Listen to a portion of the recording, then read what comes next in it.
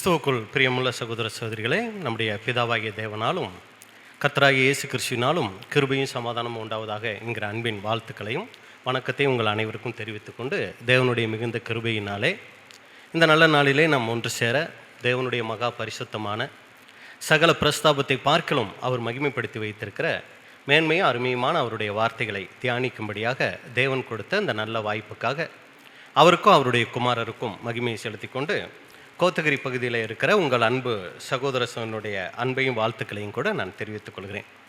அன்புக்குரிய சகோதர சகோதரிகளை, இன்றைக்கும் கூட நாம் பார்க்க போகிற பாடத்தின் தலைப்பு 7 ஆவிகள். 7 ஆவிகள், இதை குறித்து தான் நம்ம பார்க்க போகிறோம். இதற்கான ஆதார வசனம் நம்ம பார்த்தரலாம். மத்தேயு 12ஆம் அதிகாரம் 43 முதல் 45 வரை. அசுத்த ஆவி ஒரு மனுஷனை விட்டு புறப்படும் போது வறண்ட இடங்களில் அலைந்து இளைப்பாறுதல் தேடியும் கண்டடையாமல், நான் விட்டு வந்த என் வீட்டுக்கு திரும்பி போவேன் என்று சொல்லி அங்கே வந்து அந்த வீடு வெறுமையாகவும் பெருக்கி ஜோடிக்கப்பட்டதாகவும் இருக்க கண்டு திரும்பி போய் தன்னிலும் பொல்லாத வேறு 7 ஆவிகளை தன்னோடு கூட்டிக் கொண்டு வந்து உட்புகுந்து அங்கே குடியிருக்கும். அப்பொழுது அந்த மனுஷனுடைய முன்னிலைமையிலும் அவன் பின்னிலைமை அதிக கேடுள்ளதாக இருக்கும். அப்படியே இந்த பொல்லாத சந்ததியாருக்கும் சம்பவிக்கும். அப்போ அன்புக்குரிய சகோதர சகோதரிகளே, இந்த ஓமை உங்கள் எல்லாருக்கும் கிரமமாக நீங்கள் வேதத்தை வாய்ச்சிருந்தீங்கன்னா இந்த ஓமையை நீங்கள் கண்டிப்பாக என்ன பண்ணியிருப்பீங்க, வாய்ச்சிருப்பீங்க. 1 போய் 7 வந்துச்சு அப்படின்னு கூட நம்ம சொல்லுவோம். சுருக்கமாக இந்த ஓமையை நம்ம சொல்லணும்னா 1 போய் 7 வந்துச்சு அப்படின்னு கூட இந்த ஓமையை நம்ம சொல்லுவோம். அப்போ அன்புக்குரிய சகோதர சகோதரி, இந்த ஓமையை குறித்து தான், இதனுடைய விளக்கங்களை குறித்து தான் நம்ம கொஞ்சம் நேரம் நம்ம பார்க்கலாம். அப்போ இது நீங்கள் பார்த்தீங்கன்னா ஆண்டவராக இயேசு கிறிஸ்து சொல்லிட்ட ஒரு கதை பாணியில் சொல்லிட்ட ஒரு ஓமை அப்படின்னாலே ஒரு கதை போல் இருக்கும். ஆனால் அதுக்கு பின்னாடி பார்த்தீங்கன்னா நிறைய ஆழமான ரகசியங்கள் அவர் வச்சு தான் என்ன பண்ணியிருப்பார்னா பேசியிருப்பார். அப்போ எதுக்காக இந்த ஓமையை அன்னைக்கே ஆண்டவராக இயேசு கிறிஸ்து ஜனங்கள் மத்தியில் சொல்லிட்டார் அப்படின்னு சொல்லி பார்த்தீங்கன்னா, ஆண்டவராக இயேசு கிறிஸ்துவுக்கு பின்னாடி எப்போவுமே ஒரு பெரும் கூட்டம் போயிட்டே இருக்கும்.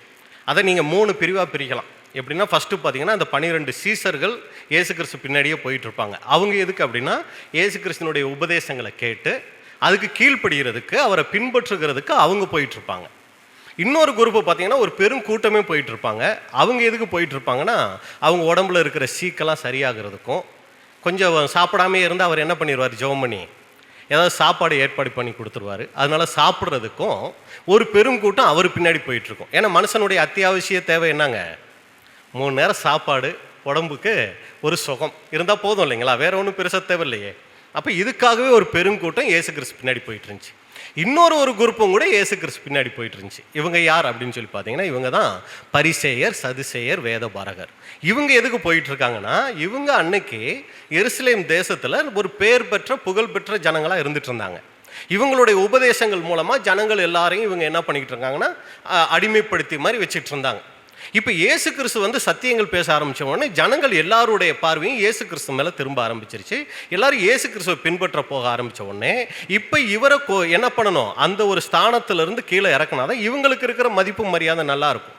பின்னாடி ரோமர்கள்கிட்ட இருந்து இவங்க பாதுகாக்கப்படலாம். இல்லைனா ரோமர்கள் வந்து என்ன பண்ணிடுவாங்கன்னா, இவங்களுடைய ஆஸ்தி அந்தஸ்து எல்லாத்தையும் எடுத்துட்டு இவங்க என்ன பண்ணுவாங்கன்னா வேற ஒரு அதிகாரத்தை நியமிச்சிருவாங்க. அதனால இந்த இயேசு கிறிஸ்து பேசுகிற பிரசங்கத்தை குறை கண்டுபிடிச்சி அவரை எப்படியாவது இல்லாமல் பண்ணிடணும் அப்படிங்கிற ஒரு நோக்கத்தோட குறை கண்டுபிடிக்கிறதுக்குன்னே ஒரு குரூப் என்ன பண்ணிக்கிட்டு இருந்தாங்கன்னா போயிட்டு இருந்தாங்க. பாருங்கள், 3 குரூப்பு. ஒரு குரூப்பு வந்து இயேசு கிறிஸ்துவை பின்பற்றுகிறதுக்கு, அந்த உபதேசத்தை கேட்கறதுக்கு முழு வாஞ்சையோடு போன ஒரு குரூப். இவங்க யாருன்னா இயேசு கிறிஸ்துவால் தெரிந்தெடுக்கப்பட்ட 12 அப்போஸ்தலர்கள். இன்னொரு குரூப்பு ஏதாவது சுகம் கிடைச்சா போதும், சாப்பாடு கிடைச்சா போதுங்கிற மாதிரி ஒரு குரூப்.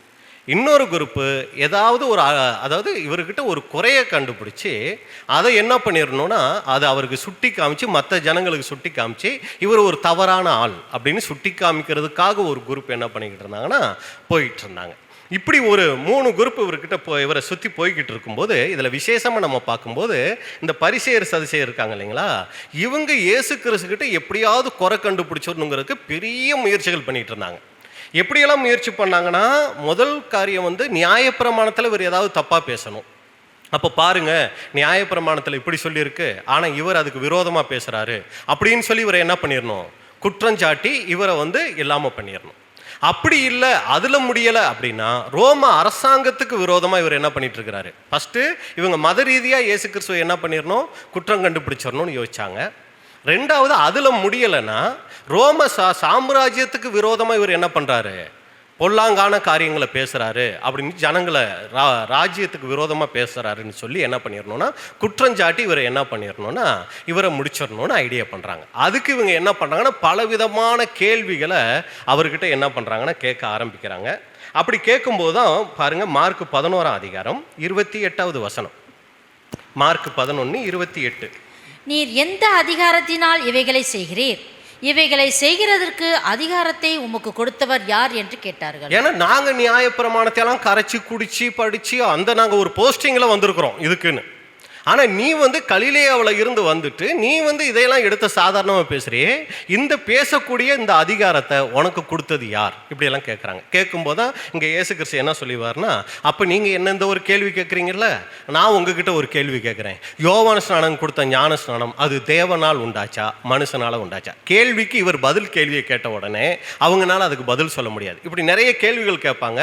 பதிலுக்கு இவர் என்ன பண்ணுவார்னா, இவர் ஒரு சில கேள்விகளை கேட்டு அவங்கள பதில் சொல்ல முடியாம போகும்போது இவரை இவங்களால என்ன பண்ண முடியலன்னா குற்றவாளியா தீர்க்க முடியாம போயிடுது.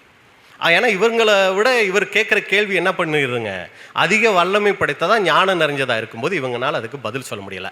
ஆமான்னு சொன்னாலும் பிரச்சனை, இல்லைன்னு சொன்னாலும் பிரச்சனை. அந்த மாதிரி தான் கேள்விகளை என்ன பண்ணார்னா ஆண்டவராகி இயேசு கிறிஸ்து அன்னைக்கு அவங்க கிட்ட கேட்டார். அப்போ நியாயப்பிரமாணத்தின்படி இவர் என்ன பண்ண முடியலைன்னா கேள்விகள்னால மடக்க முடியலை. இப்போ என்ன பண்ணுறாங்கன்னா ரோம அரசாங்கத்துக்கு விரோதமாக இவரை ஏதாவது பேச வச்சிடணும்னு சொல்லி இப்போ ஒரு குரூப் என்ன பண்ணுறாங்கன்னா ரெடி பண்ணிக்கிட்டு இப்போ இயேசு கிறிஸ்துட்ட போய் என்ன பண்ணுறாங்கன்னா மத்தேயு 22:15 முதல். மத்தேயு 22:15 முதல்.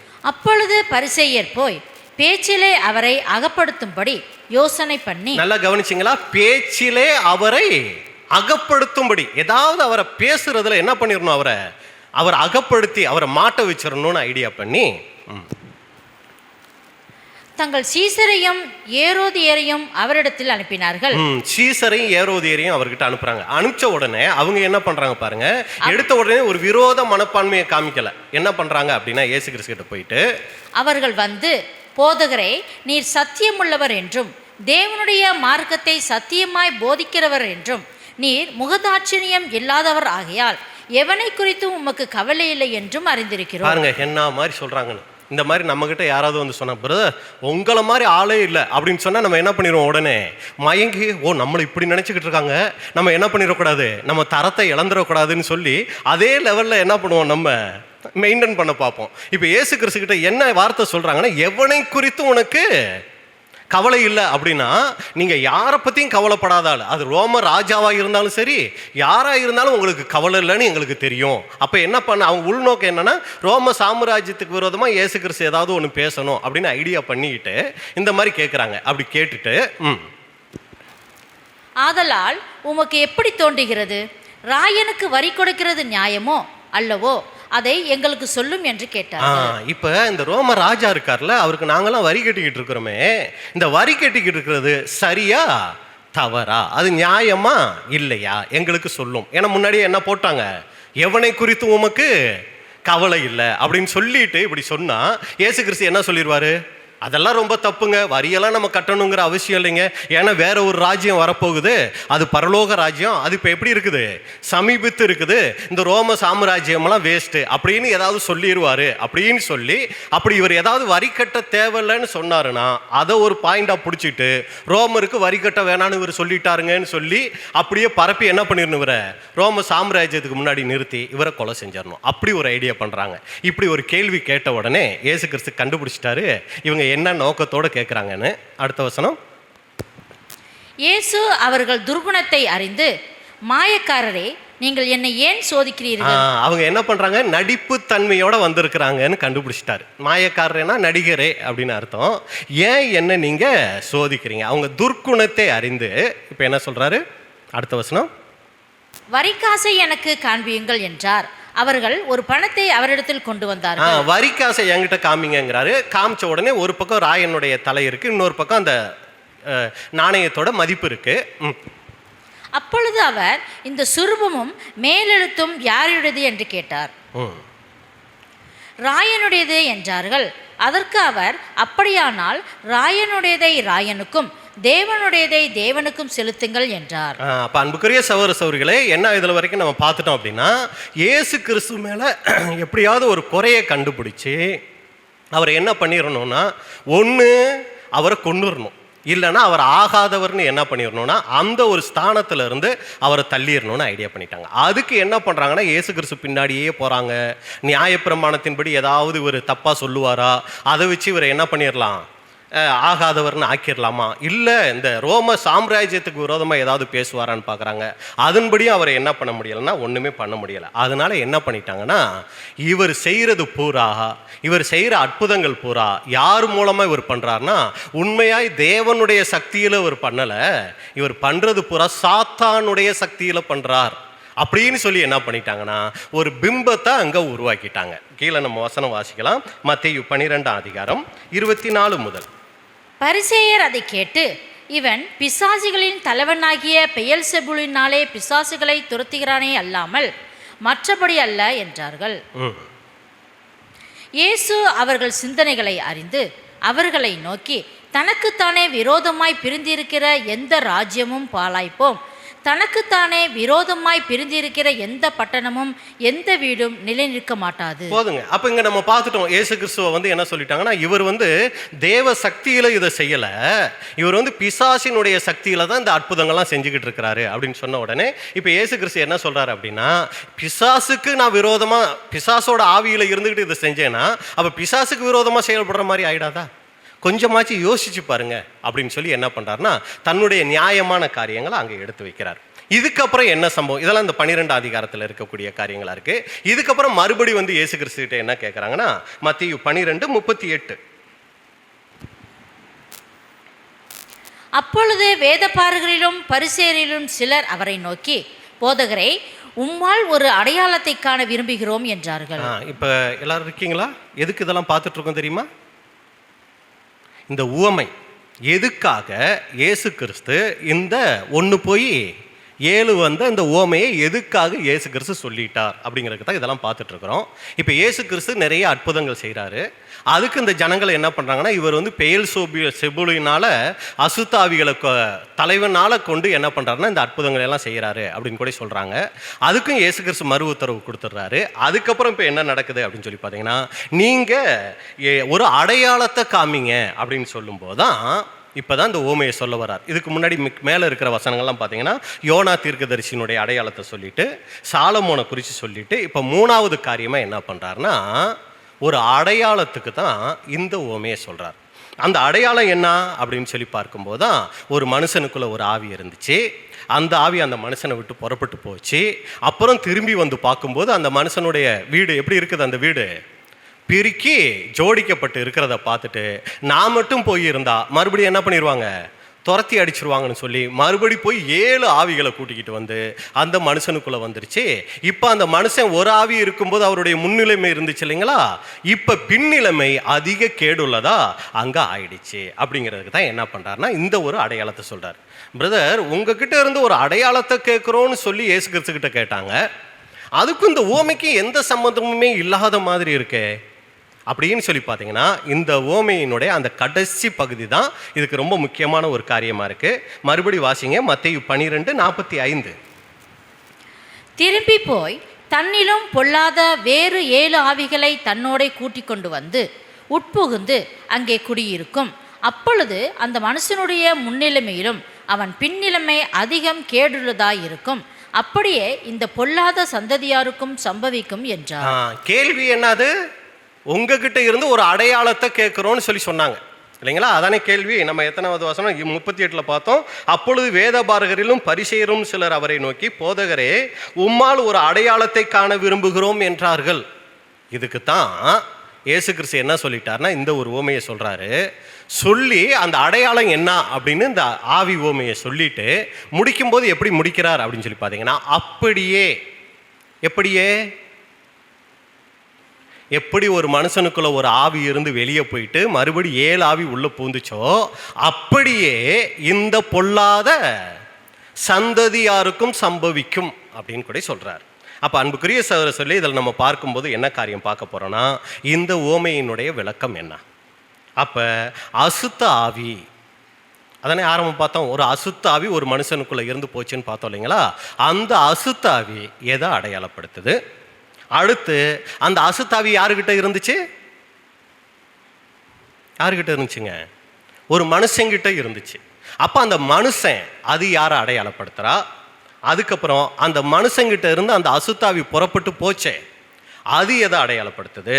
அப்புறம் அந்த அசுத்தாவி ஊர் பூரா அலைஞ்சு திரிஞ்சிட்டு தங்குறதுக்கு இடம் இல்லாமல் மறுபடி திரும்பி வந்துச்சே, அது எதை அடையாளப்படுத்துது?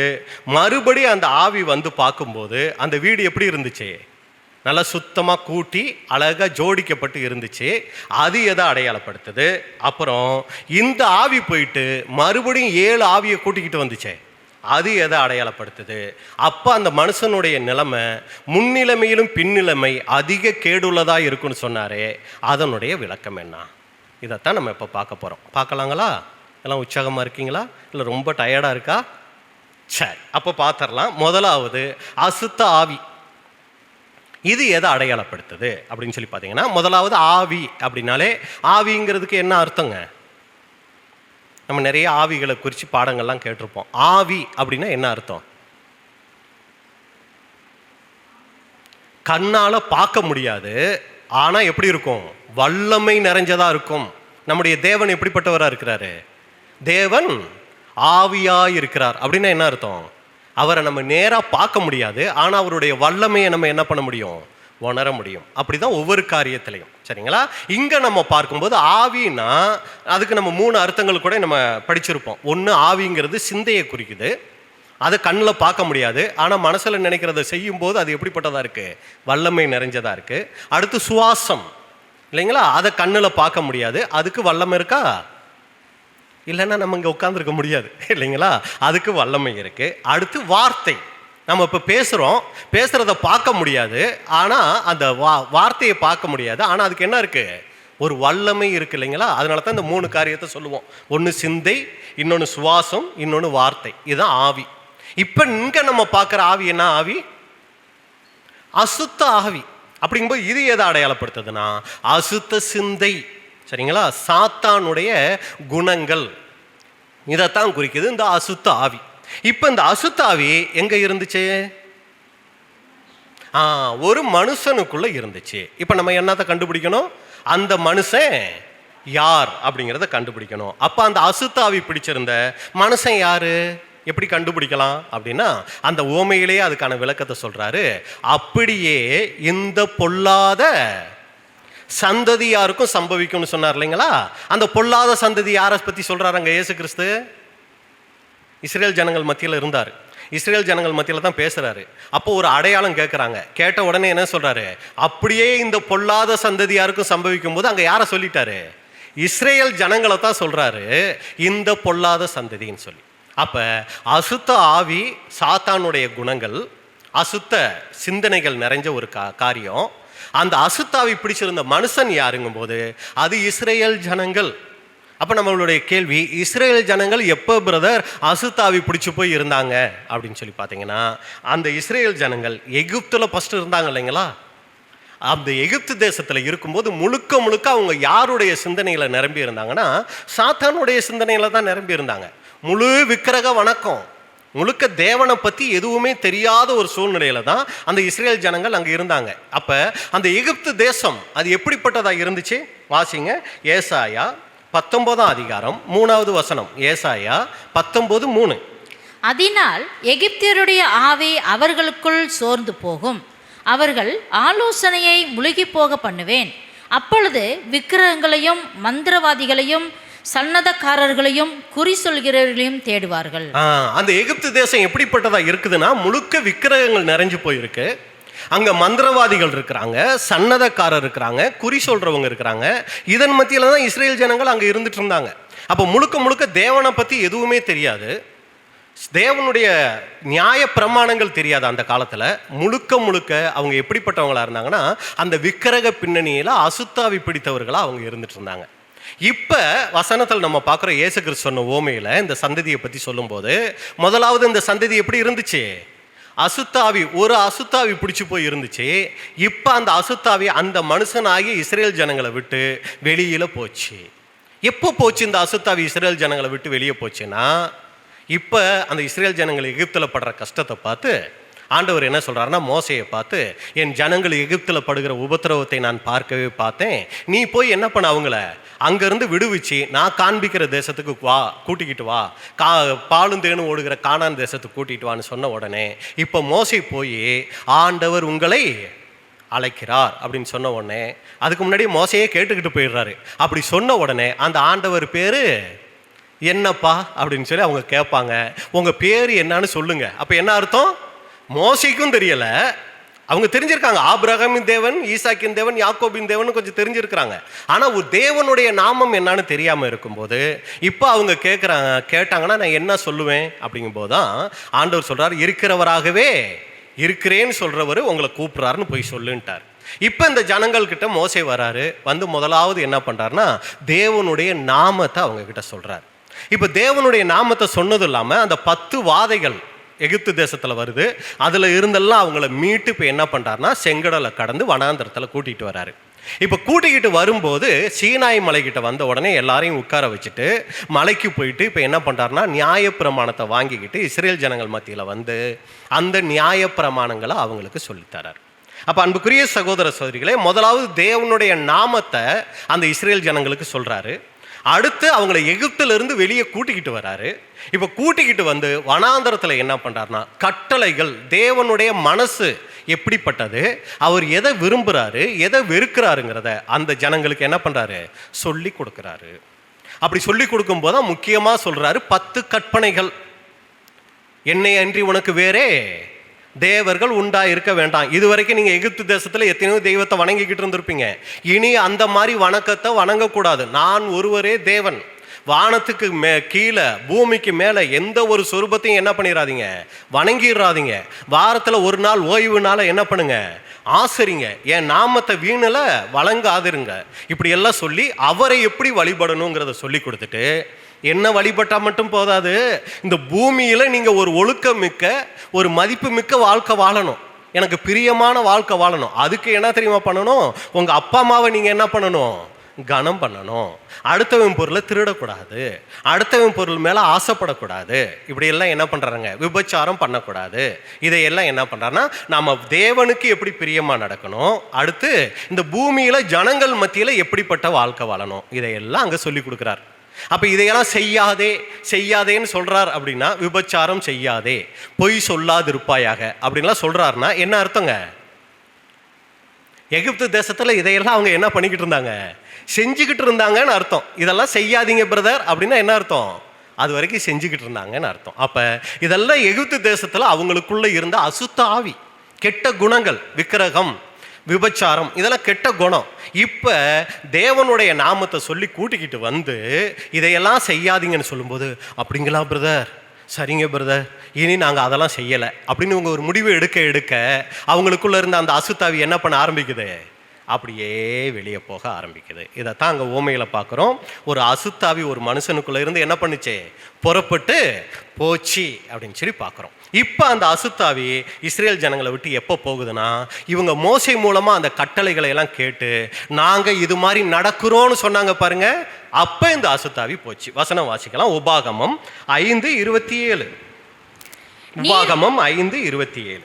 நீரே சமீபித்து போய் நம்முடைய தேவனாகிய கர்த்தர் சொல்வதையெல்லாம் கேட்டு, நம்முடைய தேவனாகிய கர்த்தர் சொல்வதையெல்லாம் நீரே எங்களுக்கு சொல்ல வேண்டும், நாங்கள் கேட்டு அதன்படியே செய்வோம் என்கிறீர்கள்.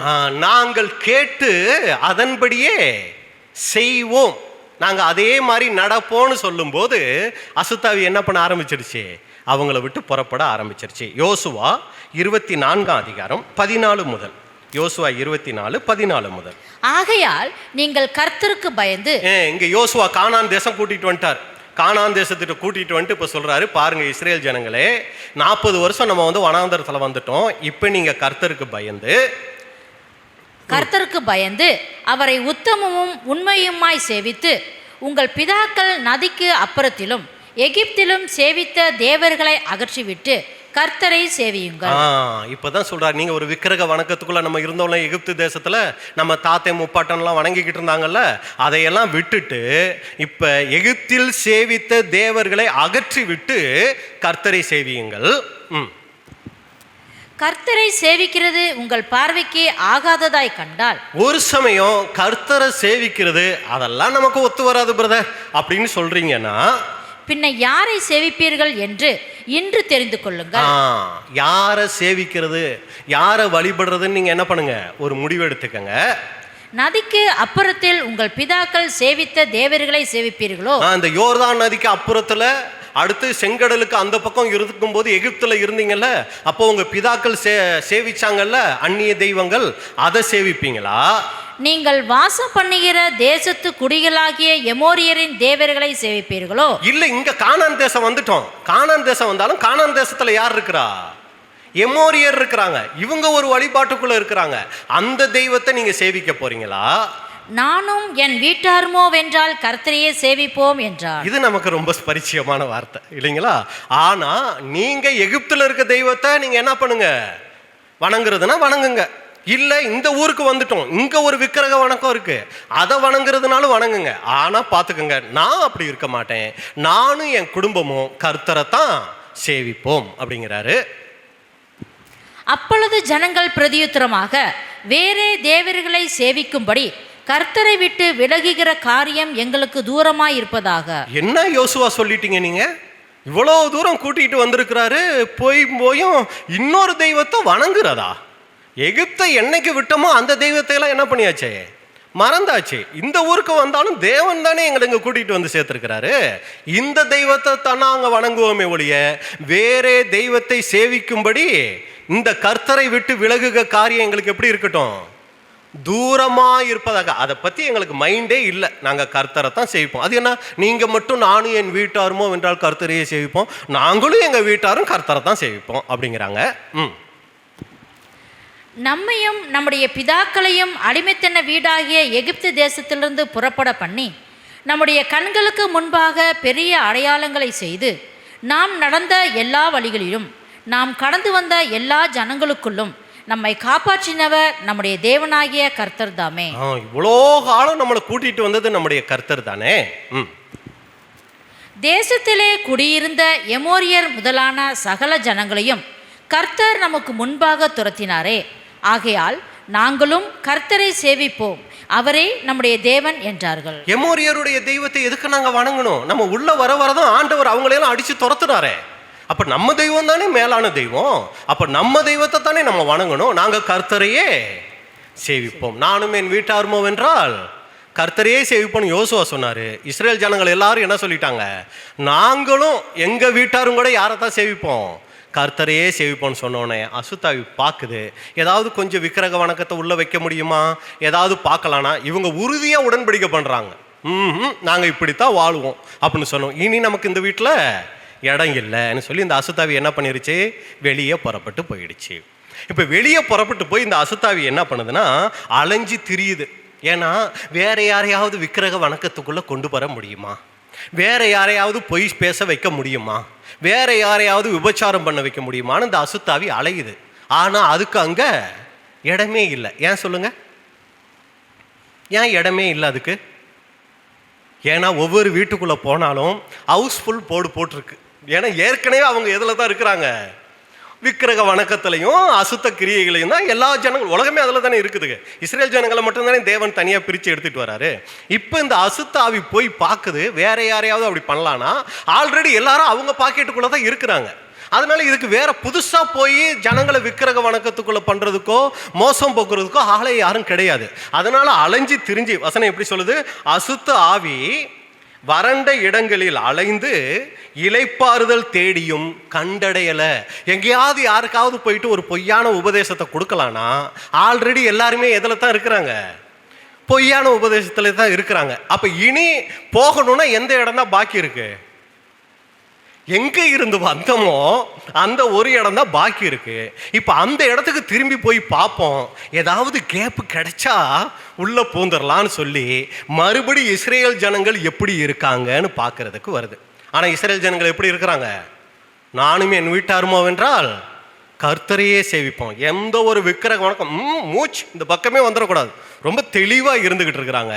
இப்போ இந்த அசுத்தாவி மறுபடி வந்து பார்க்குது இஸ்ரேல் ஜனங்கள் எப்படி இருக்காங்கன்னு. வசனம் நம்ம வாசிக்கலாம் பாருங்க.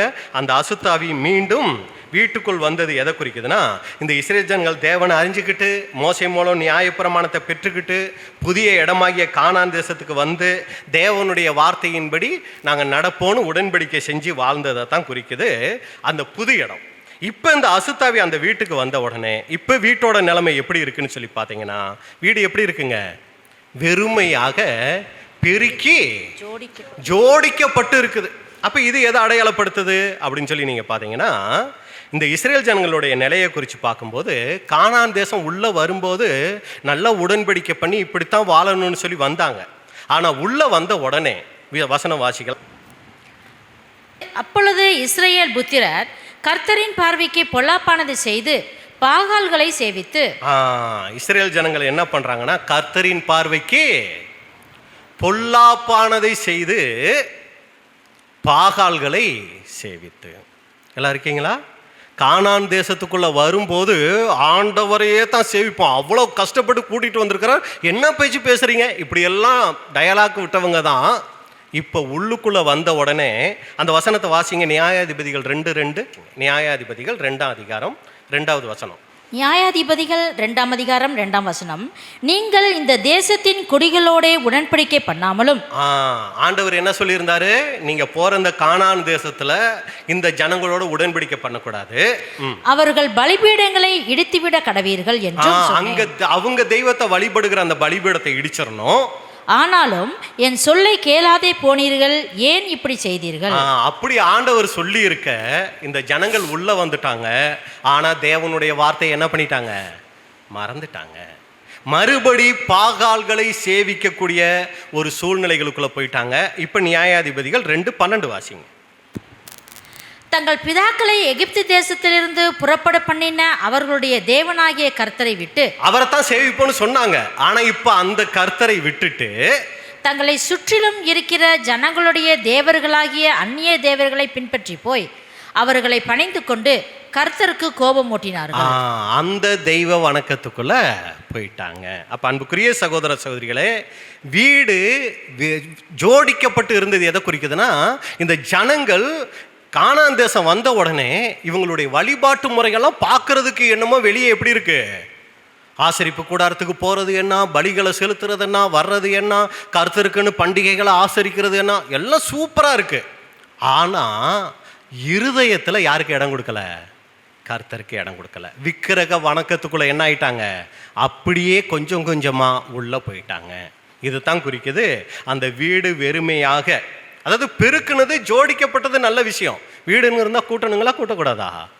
கூட்டணும். நல்லா சுத்தமாக வச்சுக்கிறது நல்ல விஷயமா இல்லையா?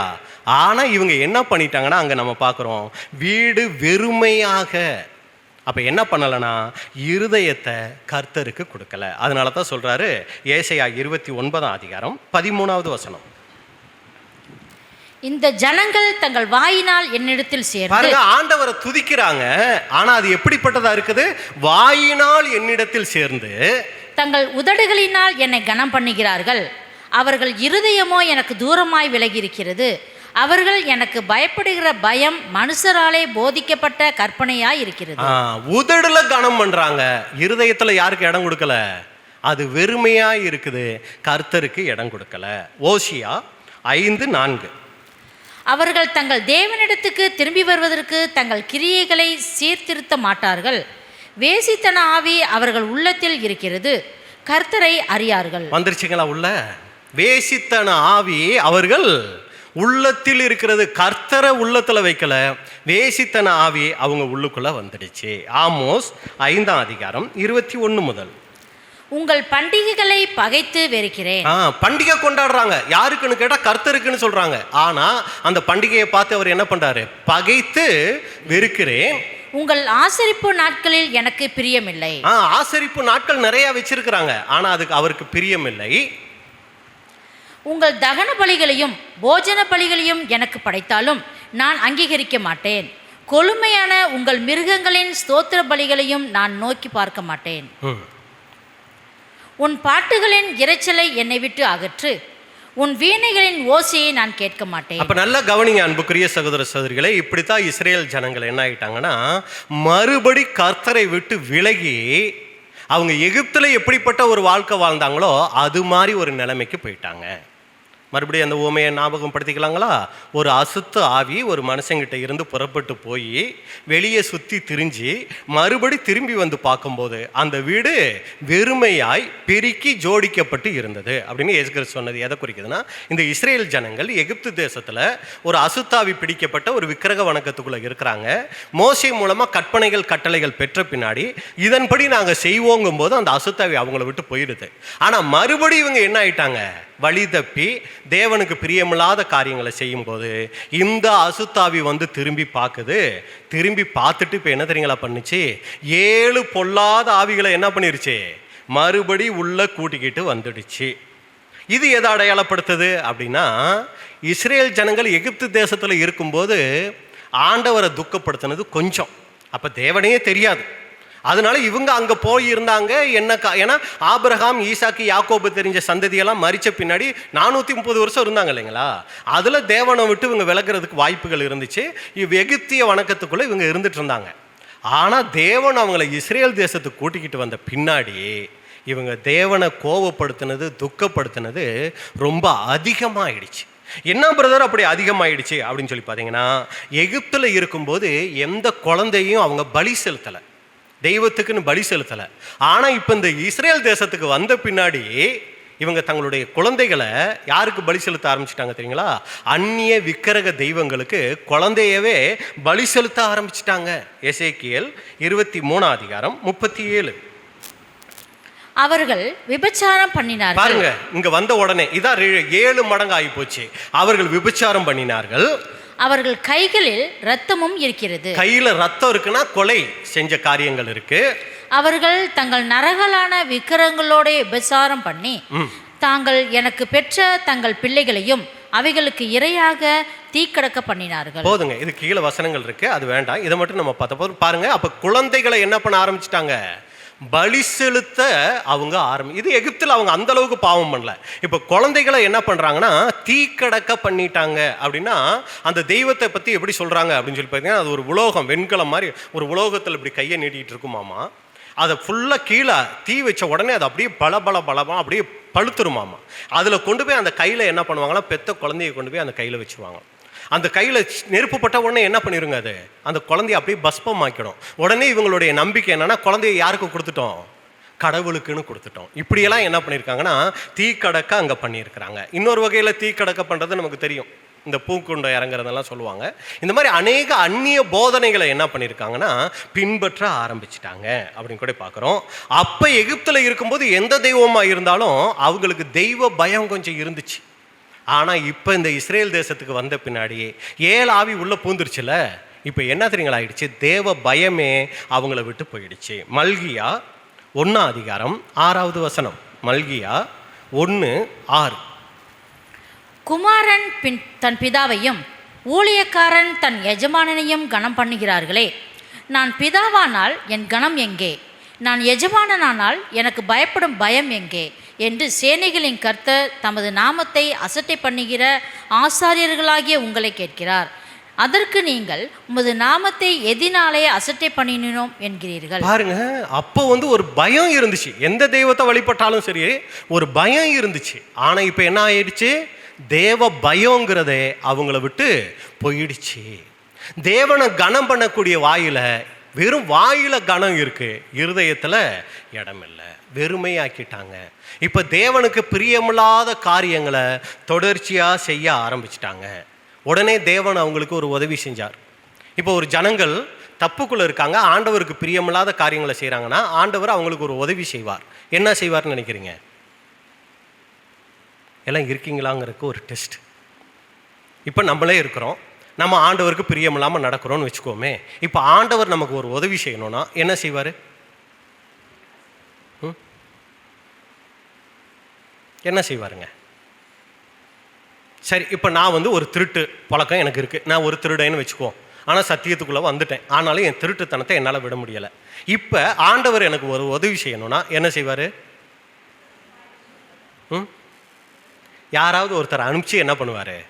இந்த மாதிரி திருடுறது தப்புன்னு சொல்லுவார் இல்லைங்களா? அதானே முறை. அது யார் செய்கிற உதவி? நமக்கு ஆண்டவர் நமக்கு செய்கிற உதவி. என்ன பண்ணுவார்? பாருப்பா, இது திருடுறது தப்பு, திருடுனா ஆண்டவர் துக்கப்படுவார், அதனால திருடாத அப்படின்னு சொல்கிறது தான் இயல்பு. இப்போ இந்த இஸ்ரேல் ஜனங்கள் இந்த மாதிரி விக்கிரக வணக்கத்துக்குள்ளே போய் ஆண்டவருக்கு பிரியமில்லாத காரியங்களை செய்யும்போது இப்போ ஆண்டவர் என்ன தெரியுங்களா பண்ணார்? இதே மாதிரி ஆளுங்களை அனுப்பிச்சார். யார் தெரியுங்களா? அவங்களுக்கு பேர் என்னன்னா தீர்க்கதரிசிகள். இந்த தீர்க்கதரிசிகளை அனுப்பிச்சு பாருங்க, இதெல்லாம் ஆண்டவரை துக்கப்படுத்துகிற காரியம், இதையெல்லாம் நீங்கள் செய்யாதீங்கன்னு சொன்னால் என்ன செய்யணும்? அப்போ ஐயோ இதெல்லாம் ஆண்டவரை துக்கப்படுத்துகிற விஷயமா, ஐயோ தெரியாமல் போச்சே, சரி நான் சரி பண்ணிக்கிறேன்னு சொன்னாதான் நல்ல விஷயம். இவங்க என்ன தெரியுங்களா பண்ணாங்க? அதை சொன்ன தீர்க்கதரிசிகளையே கொலை செஞ்சாங்க. நீ எதுக்கு எனக்கு இதெல்லாம் சொல்கிற அப்படின்னு சொல்லி அவங்களையே கொலை செஞ்சாங்க. இது எகிப்தில் இவங்க இருந்ததை விட இப்போ எப்படி நடந்துக்கிறாங்க? ரொம்ப மோசமான சூழ்நிலைகளுக்குள்ள அவங்க போயிட்டாங்க. அதே மாதிரி கொஞ்சம் கூட உணர்வுங்கிறது வரவே மாட்டேங்குது. தீர்க்கதரிசிகளை கொண்டு ஆண்டவர் சொல்கிறாரு, பாருங்க நீங்கள் ஆண்டவரை இப்படியெல்லாம் துக்கப்படுத்துறீங்க, இப்படியெல்லாம் வேதனைப்படுத்துறீங்கன்னு சொல்கிறாரு. ஆனால் கொஞ்சம் கூட என்ன வரமாட்டேங்குது? உணர்வே வரமாட்டேங்குது. இப்போ நீங்கள் வந்திருக்கிறீங்க, ஒரு சமயம் உங்களுக்குள்ள ஒரு சில தவறுகள் இருக்குன்னு வச்சுக்குவோம். எங்கள் ஆண்டவர் உங்களுக்கு என்ன உதவி செய்வார்? எங்களை கொண்டு என்ன பண்ணுவார்? பாருங்க இந்த மாதிரியெல்லாம் இருக்குது, இப்படியெல்லாம் செய்யாதீங்க அப்படின்னு சொல்லி சொல்லுவார். சொல்லும்போது நமக்கு அந்த உணர்வு இருந்தால் தான் ஆமாம் ஆமாம் பிரதர் சொல்கிறது சரிதான், ஆமாம் என்கிட்ட கூட இந்த தப்பு இருக்குல்ல, நான் இதை திருத்திக்கணும்னு வரும். ஆனால் இந்த ஜனங்களுக்கு அந்த உணர்வே இல்லாமல் போயிடுச்சுங்களாம். நம்ம பாஷையில் சொல்லணும்னா அதுக்கு என்னன்னு சொல்லலாம்? சொரணன்னு சொல்லலாம். அதுவே இந்த ஜனங்களுக்கு இல்லாமல் போயிடுச்சான். அதான் சொல்கிறாரு, உணர்வுள்ளவன் உண்டோ என்று பார்க்க மனுஷங்களை பார்க்குறாரு, அவங்கக்கிட்ட என்ன இல்லை? உணர்வே சுத்தமாக இல்லைங்க. என்ன பண்ண முடியும் ஆண்டவர்? ஏன்னா 7 ஆவி உள்ளே பூந்துட்டு இருக்குது இந்த இஸ்ரேல் ஜனங்களுக்குள்ள. அது இவங்களை திருந்தவே விட மாட்டேங்குது. உணர்வு இல்லை. அடுத்து நீங்கள் பார்த்தீங்கன்னா எகிப்து தேசத்துலேருந்து வரும்போது இந்த நியாயப்பிரமாணமெல்லாம் கொடுக்கறதுக்கு முன்னாடி ஒரு விக்கிரக வணக்கம் செஞ்சாங்க. என்ன வணக்கம் செஞ்சாங்க? வனாந்திரத்தில் ஒரு விக்கிரக வணக்கம் செஞ்சாங்களே, என்ன பண்ணாங்க? கண்ணுக்குட்டி சாமி செஞ்சாங்க. போஸ்ன்னு பேர் அதுக்கு. ஒரு கண்ணுக்குட்டி செஞ்சாங்க. இப்போ நியாயப்பிரமாணமெல்லாம் வாங்கிட்டாங்க இல்லைங்களா? இப்போ 7 உள்ள பூந்துடுச்சுல. இப்போ என்ன தெரியுங்களா பண்ணாங்க? ஒரு கண்ணுக்குட்டி போய் எத்தனை கண்ணுக்குட்டி பண்ணிட்டாங்க? 2 கண்ணுக்குட்டி பண்ணிட்டாங்க. வசனம் வாசிங்க, 2 ராஜாக்கள் 17-16. தங்கள் தேவனாகிய கர்த்தரின் கற்பனைகளை எல்லாம் விட்டுவிட்டு 2 கன்றுக்குட்டிகளாகிய வார்ப்பித்த விக்கிரகங்களை தங்களுக்கு உண்டாக்கி விக்கிரக தோப்புகளை நாட்டி வானத்தின் சேனைகளை எல்லாம் பணிந்து கொண்டு பாகால்களை சேவித்தார்கள். அன்புக்குரிய சகோதர சகோதரிகளை பார்த்தீங்கன்னா இந்த மாதிரி இஸ்ரேல் ஜனங்களுடைய நிலைமை படுமோசமாக போயிடுச்சு. எகிப்தில் இருக்கும்போது கூட தேவனை இவ்வளவு துக்கப்படுத்தி வாழலை. ஆனால் எகிப்தில் இருந்து வந்து தேவனுடைய கற்பனைகளை எல்லாம் வாங்கி அதுக்கப்புறம் இஸ்ரேல் தேசத்தில் வந்து இவங்க தேவனுக்கு பிரியமில்லாமல் நடந்தாங்க பாருங்க. இது தேவனை மிகவும் என்ன பண்ணுச்சுன்னா கோபப்படுத்துச்சு. இந்த வசனத்தில் கடைசி பகுதி என்னது? பாகாலை சேவி. ஆனால் என்ன வார்த்தை சொன்னாங்க? நானும் என் வீட்டாருமோ வென்றால் கர்த்தரையே சேவிப்போன்னு சொன்னாங்க. ஆனால் இப்போ யாரை சேவிக்க ஆரம்பிச்சிட்டாங்க? பாகாலை சேவிக்க ஆரம்பிச்சிட்டாங்க. அப்போ நானும் என் வீட்டாருமோ வென்றால் இவங்க சொல்கிற மாதிரி உங்களை சொல்ல இவங்க சொல்கிற மாதிரி சொல்லணும்னா என்னென்னு சொல்லணும்? நானும் என் வீட்டாருமோ வென்றால் பாகாலையே சேவிப்போம். இதுதான் அன்புக்குரிய சகோதர சகோதரிகளே இஸ்ரேல் ஜனங்களினுடைய நிலைமை. இதைத்தான் சொல்கிறாரு. ஒன்று போய் இப்போ என்ன வந்துடுச்சு? 7 வந்துடுச்சு அப்படின்னு கூட சொல்கிறாரு. அப்போ இந்த இஸ்ரேல் ஜனங்கள் ஒரு இறுதி, அதாவது ஏன் பிரதர் அப்படி ஆன உடனே இந்த இஸ்ரேல் ஜனங்களை அழிச்சிருக்கலாமேனா வெயிட் பண்ணுறாருங்க. இவங்க மனம் திரும்புவாங்களா? இந்த தீர்க்கதரிசிகளை அனுப்பிச்சு பார்க்குறேன், ஏசையாவை அனுப்பிச்சு பார்த்தேன், திருந்தலை. எரேமியாவை அனுப்பிச்சு பார்க்குறேன், திருந்தலை. சிறையிருப்புக்கு கொண்டு போயிட்டு எசேக்கியேலை அனுப்பிச்சு பார்க்குறேன், அப்பையும் திருந்தலை. கடைசியாக தீர்க்கதரிசிகளை அனுப்பிச்சு பார்த்தேன், இந்த ஜனங்கள் திருந்துற மாதிரியே எனக்கு தெரியலை. அதனால கடைசியாக ஒரு ஆள் தான் பாக்கி இருக்கு, அவரையும் அனுப்பிச்சு பார்க்குறேன், திருந்துறாங்களான்னு பார்ப்போன்னு சொல்லி கடைசியாக யார் அனுப்பிச்சாரு? ஆண்டவராகி இயேசு கிறிஸ்துவையே என்ன பண்ணிட்டார்னா இந்த இஸ்ரேல் ஜனங்கள் மத்தியில் அனுப்பிச்சாரு. அவரும் வந்து பாருங்கப்பா அப்பா இப்படி இருக்கிறாரு, அவர் உங்ககிட்ட இதை எதிர்பார்க்குறாரு, ஆனால் நீங்கள் இப்படி நடக்கிறீங்களே, இது தப்பாச்சேன்னு சொன்ன உடனே, அப்படியா ஜீசஸ், இவ்வளவு கேவலமாவா நடந்துட்டோம், தயவு செஞ்சு மன்னிச்சுக்கங்கன்னு சொல்லாமல் என்ன பண்ணிட்டாங்க, அவரை சிலுவையில் அரைஞ்சி கொன்னுட்டாங்க. வசனம் நம்ம வாசிக்கலாம். மத்தேயு 23:37. எருசலேமே எருசலேமே, தீர்க்கதரிசிகளை கொலை செய்து உன்னிடத்தில் அனுப்பப்பட்டவர்களை கல்லெறிகிறவளே, கோழி தன் குஞ்சுகளை தன் சிறகுகளின் கீழே கூட்டி சேர்த்து கொள்ளும் வண்ணமாக நான் எத்தனை தரமோ உன் பிள்ளைகளை கூட்டி சேர்த்து கொள்ள மனதாயிருந்தேன். அந்த எத்தனை தரமோ அப்படிங்கிறது எது தெரியுங்களா? அதான் தீர்க்கதரிசிகள். தீர்க்கதரிசிகள் மூலமா நான் போய் சொல்லி சொல்லி சொல்லி எத்தனையோ தடவை பார்த்துட்டேன், என்கிட்ட இவங்களை கூட்டி சேர்த்து கொள்ளணும்னு. அப்போ வாங்கப்பா, கொஞ்சம் வாங்க, இதுதான் சத்தியம், வாங்க அப்படின்னு சொன்னா இஸ்ரேல் ஜனங்க என்ன சொல்றாங்களாம், இதெல்லாம் பேசாதீங்க பிரதர், இதெல்லாம் முடியாது, நமக்கு செட் ஆகாது. உங்களுக்கோ மனதில்லாமல் போயிடுச்சு, மனசு இல்லை. இதுதான் அன்புக்குரிய சகோதர சகோதரிகளே, அன்னைக்கு இஸ்ரேல் ஜனங்களினுடைய நிலைமையா ஆயிடுச்சு. ஒரு ஆவி இருந்துச்சு, மறுபடி இதையே சொல்லிட்டு இருக்கீங்களே பிரதர், ஒன்றும் போர் அடிக்கல. ஒரு ஆவி இருந்துச்சு எகிப்து தேசத்தில் இருக்கும்போது, இப்போ அந்த ஆவி புறப்பட்டு போச்சு நியாயப்பிரமாணம் வாங்கும்போது. மறுபடி கானான் தேசம் இவங்க வந்த பின்னாடி மறுபடியும் அந்த அசுத்தாவி வந்து பார்க்குது. இஸ்ரேல் ஜனங்கள் பாகால் வணக்கத்துக்குள்ளே வர்றதுக்கு இருதயத்தை ரெடியாக வச்சுக்கிட்டு இருக்கிறாங்க. உடனே அந்த வணக்கத்துக்குள்ளே வந்துட்டாங்க. அந்த ஆவி பார்த்துச்சு, எகிப்தில் இருந்ததை விட இப்போ என்ன பண்ணிருச்சு, உள்ளே வந்து ரொம்ப கேடான வாழ்க்கைக்குள்ளே அவங்கள கொண்டு போயிடுச்சு. அப்போ சொல்கிறாரு, அதனால அவங்களுடைய முன்னிலைமை, எகிப்தில் இருக்கும்போது ஒரு வாழ்க்கை வாழ்ந்தாங்களே, அந்த முன்னிலைமையை விட பின்னிலைமை எப்படி இருக்கும், அதிக கேடுள்ளதாயிருக்கும் அப்படிங்கிறாரு. அது என்ன பிரதர், முன்னிலைமையிலும் பின்னிலைமை அதிக கேடுள்ளதாக இருக்கும்னா என்ன அர்த்தம் அப்படின்னு சொல்லி நீங்கள் பார்த்தீங்கன்னா, முன்னிலைமை எகிப்தில் இருக்கும்போது இஸ்ரேல் ஜனங்கள் என்ன தெரியுங்களா பண்ணாங்க, பயங்கர உபத்திரவப்பட்டாங்க, ரொம்ப கஷ்டப்பட்டாங்க. என்ன பண்ணார் அப்படின்னா, ஃபஸ்ட்டு அந்த பார்வோன் வெறும் கட்டடம் தான் கட்ட சொன்னார். அதுக்கப்புறம் என்ன சொல்லிட்டாங்க, அந்த கட்டடத்துக்கு உண்டான பொருளையும் நீங்கள் தான் என்ன பண்ணணும், சேகரித்து கட்டணும்ட்டார். ஏன்னா சோம்பேறியாக இருக்கீங்கன்னு சொல்லி. இப்போ இதையும் செய்யணும் அதையும் செய்யணுங்கும் போது ஜனங்களுக்கு தூங்குறதுக்கு நேரம் பத்தலை.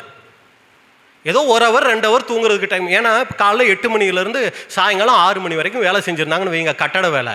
இப்போ அதுக்கான பொருளை சேகரித்து அதை ரெடி பண்ணணும்னா எக்ஸ்ட்ரா டைம் எடுக்கணும்ல.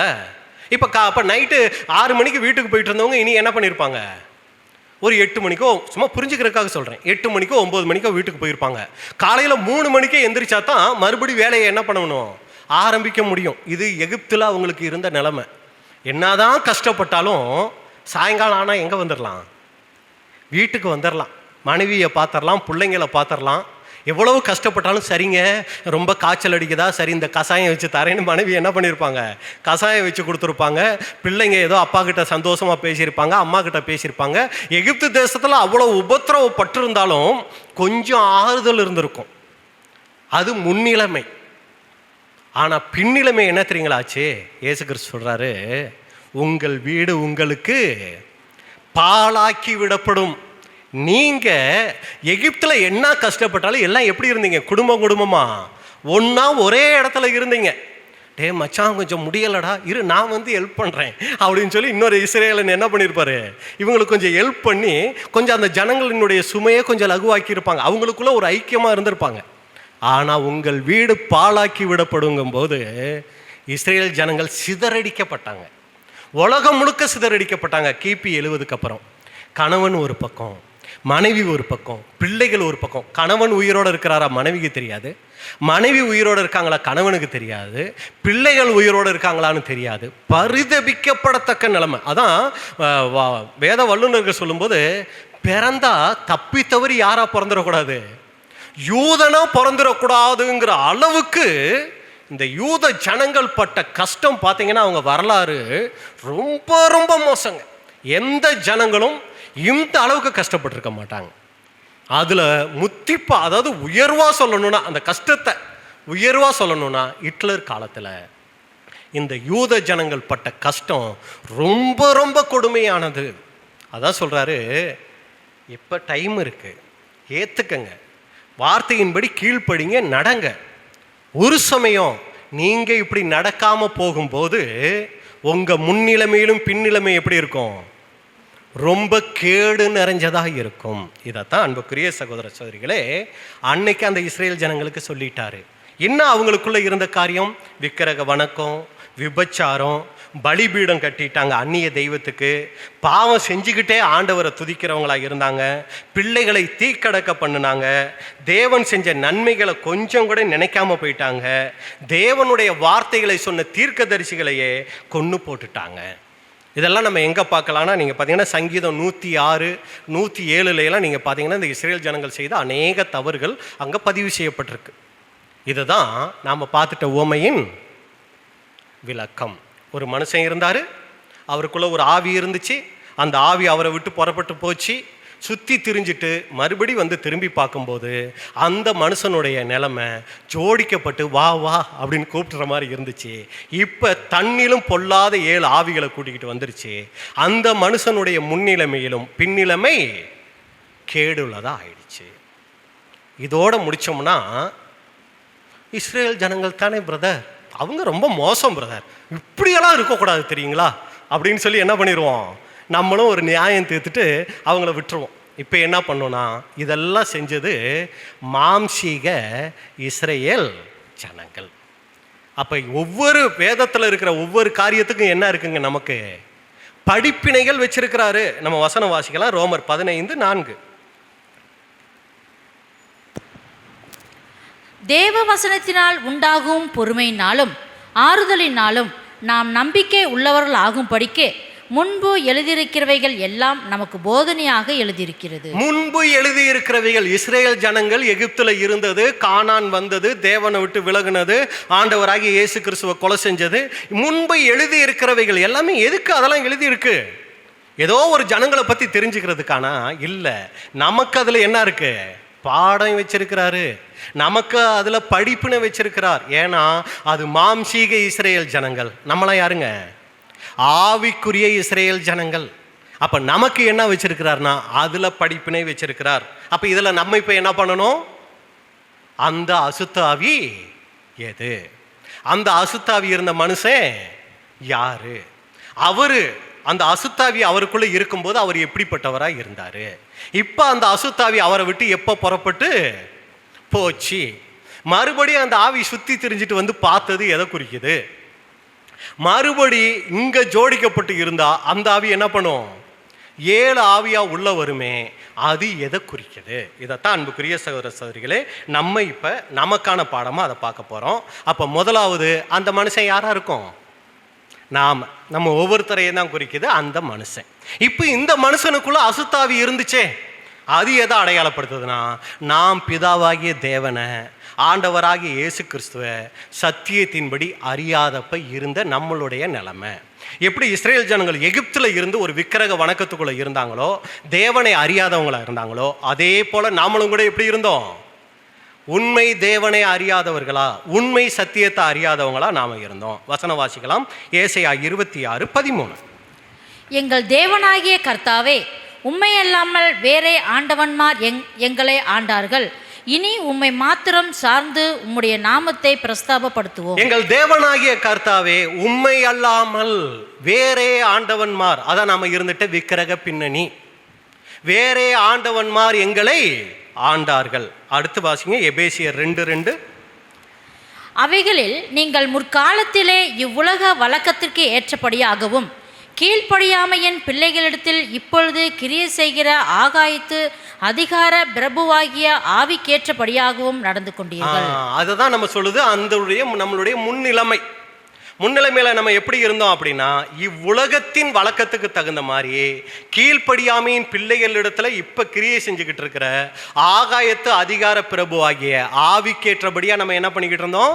நாம நடந்து கொண்டு இருந்தோம். இதான் அசுத்தாவி பிடித்திருந்த மனுஷன். இன்னும் ஒரு வசனம் வாசிங்க, கொலோசியர் 5:3-5 கொலோசியர் 3:5 முதல். ஆகையால் விபச்சாரம், அசுத்தம், மோகம், துரியச்சை, விக்கிரக ஆராதனையான பொருளாசை ஆகிய இவைகளை பூமியில் உண்டு பண்ணுகிற உங்கள் அவயவங்களை அழித்து போடுங்கள். அப்படி வாசிட்டு வந்துருங்க. இவைகளின் பொருட்டே கீழ்ப்படியாமையின் பிள்ளைகள் மேல் தேவ கோபாக்கினை வரும். நீங்களும் முற்காலத்தில் அவர்களுக்குள்ளே சஞ்சரித்த போது அவைகளை செய்து கொண்டு வந்தீர்கள். இதுதாங்க அசுத்தாவி பிடித்திருந்த யாருங்க? மனுஷன் இல்லை, நாம. சரிங்களா? நீங்களும் முற்காலத்தில் அவர்களுக்குள்ளே சஞ்சரிச்ச போது இந்த ஜனங்களோட தானே நம்மளும் இருந்தோம். அப்படி இருக்கும்போது அவைகளை செய்து கொண்டு வந்தீர்கள். இதுதான் அசுத்தாவி பிடித்திருந்த மனுஷன். இப்போ இந்த மனுஷனுக்குள்ள என்ன ஆகுதுன்னா, அந்த அசுத்தாவி இனி இங்கே இருக்க முடியாது அப்படின்னு புறப்படுது. எப்போ புறப்படும்? தேவனை அறிந்து கொள்ளும்போது, சத்தியத்தை சரியான முறையில் அறிந்து கொள்ளும்போது, தேவனோட ஆண்டவரே இனி உங்கள் சித்தம் செய்கிறேன்ப்பா அப்படின்னு சொல்லி நம்மளை ஒப்படைக்கும் போது, ஐயோ இவ்வளவு நாள் அப்படி இப்படி இவங்களை ஏமாற்றி அட்ஜஸ்ட் பண்ணிக்கிட்டு இருந்தோம், துரத்துறீங்களா? சரி சரி நான் போகிறேன், என்ன பண்ணுறது அப்படின்னு சொல்லி இந்த அசுத்தாவி என்ன பண்ணுங்க, நம்மளை விட்டு புறப்பட்டு போகிறத தான் குறிக்குது. அந்த அசுத்தாவி அந்த மனுஷனை விட்டு புறப்பட்டு போகிறது. இப்போ அசுத்தாவி வேற யாரையாவது கெடுக்கலாமான்னு பார்க்குது, வாய்ப்பே இல்லை. எல்லாரும் எப்படி தான் இருக்கிறாங்க, அவங்க தேவனுக்கு பிரியமில்லாத காரியங்களை செஞ்சுக்கிட்டே இருக்கிறாங்க. அப்போ தேவனை துக்கப்படுத்துகிற காரியத்தை செய்யணும்னா யாரை வச்சு செஞ்சால் சரியாக இருக்கும் அப்படின்னு இந்த பெருந்துறை பகுதியில் பார்த்தா யார் தான் பாக்கி நிற்கிறா? நம்ம மட்டும்தான் பாக்கி நிற்கிறோம். மறுபடியும் என்ன பண்ணுதுன்னா, என்னமோ ஆண்டவருக்கு பிரியமாக நடக்கிறேன்னு சொன்னாங்க, சரி பார்க்கலாமே இவங்க என்னத்தான் பண்ணுறாங்க அப்படின்னு சொல்லி வந்து பார்த்தா இந்த வீடு எப்படி இருக்கு? அசிங்கமாக இருக்கா, அழகாக இருக்குங்களா?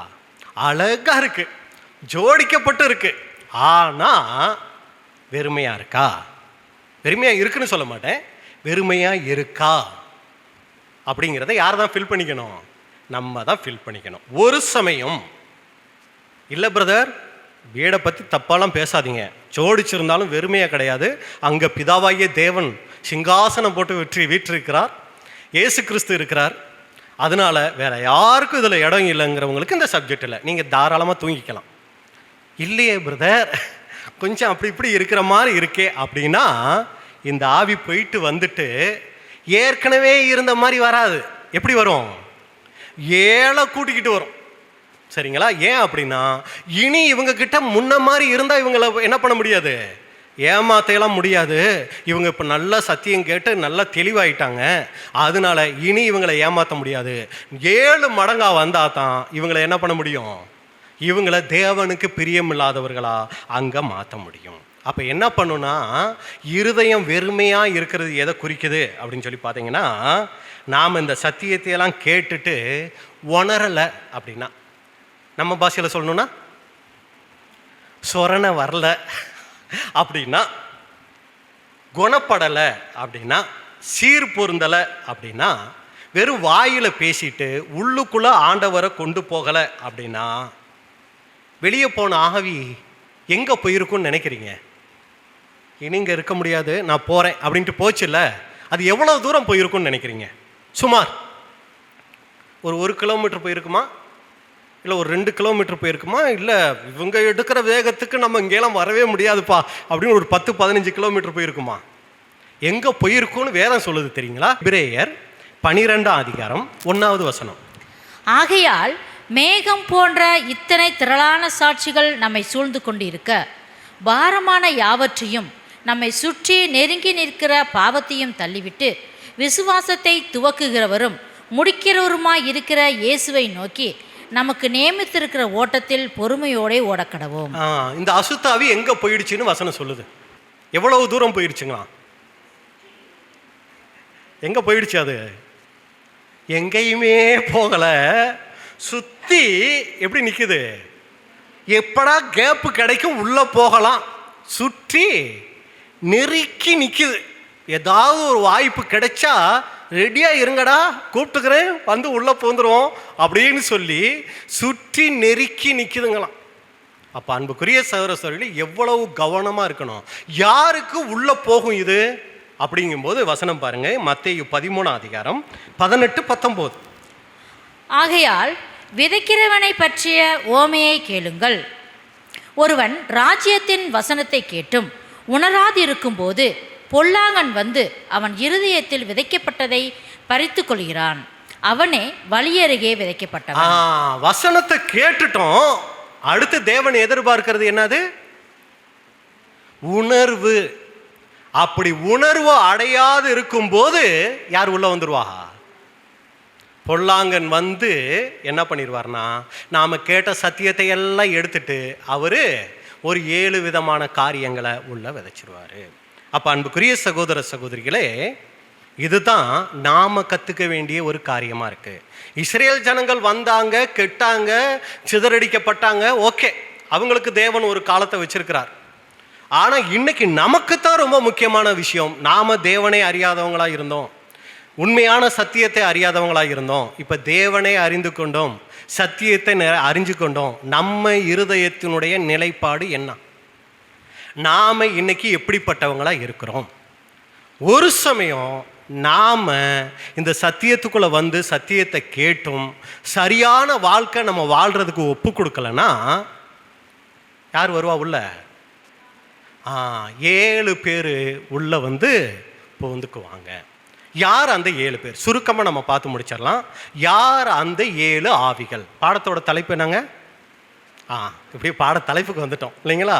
யார் அந்த 7 ஆவிகள்? வசனம் வாசிக்கலாம். நீதிமொழிகள் 6ஆம் அதிகாரம் 16 முதல்.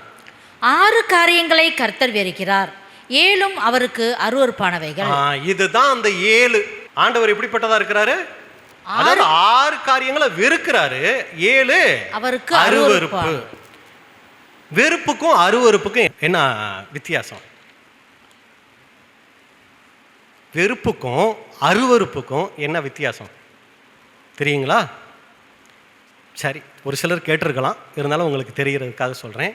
வெறுப்புனா என்னன்னா, இப்போ பிரதர் இருக்கிறாரு, காலையில் இட்லி சாப்பிட்டுட்டு வந்துட்டாரு, ஜீரணம் ஆகலை, அப்படியே ஒரு மாதிரி கொமட்டலாகவே இருக்குது, வந்து உட்காந்துட்டாரு, டக்குன்னு உங்கள் பக்கத்தில் இருக்கிறவர் அப்படியே வாமிட்டு எடுத்துக்கிட்டாரு, ஒரு பேட் ஸ்மெல் வருது. உங்களுக்கு அது எப்படி இருக்கும்? இந்த பஸ்லையெல்லாம் போகும்போது யாராவது ஒன்றுங்கிட்ட வந்தாங்கனாலே நமக்கு எப்படி இருக்குது? ஏதாவது வந்துருமோ, ஐயையோ இங்கே வந்து மாட்டிட்டோமே அப்படிங்கிற மாதிரி இருக்கும். இப்போ நம்ம பக்கத்தில் உட்காந்துருக்கிறோம், அப்படியே வாமிட்டு அப்படியே எடுத்துட்டாரு, இட்லி துண்டு துண்டா அப்படியே கீழே விழுகுது.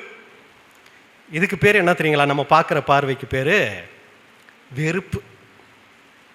அவர் ஐயையோ அவ்வளோ காசு கொடுத்து வாங்கி சாப்பிட்ட இட்லி வேஸ்ட்டாக போச்சேன்னு சொல்லி எடுத்து மறுபடியும் எடுத்து அதே சாப்பிட ஆரம்பிச்சிட்டாருன்னு வைங்க.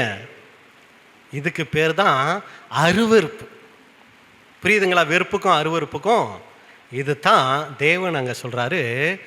6 காரியங்களை கர்த்தர் வெறுக்கிறார், 7 அவருக்கு என்னது? அருவருப்பு. அப்போ இந்த 7 என்ன அப்படிங்கிறத பார்த்துட்டு இப்போ நம்ம என்ன யோசிக்கணும்?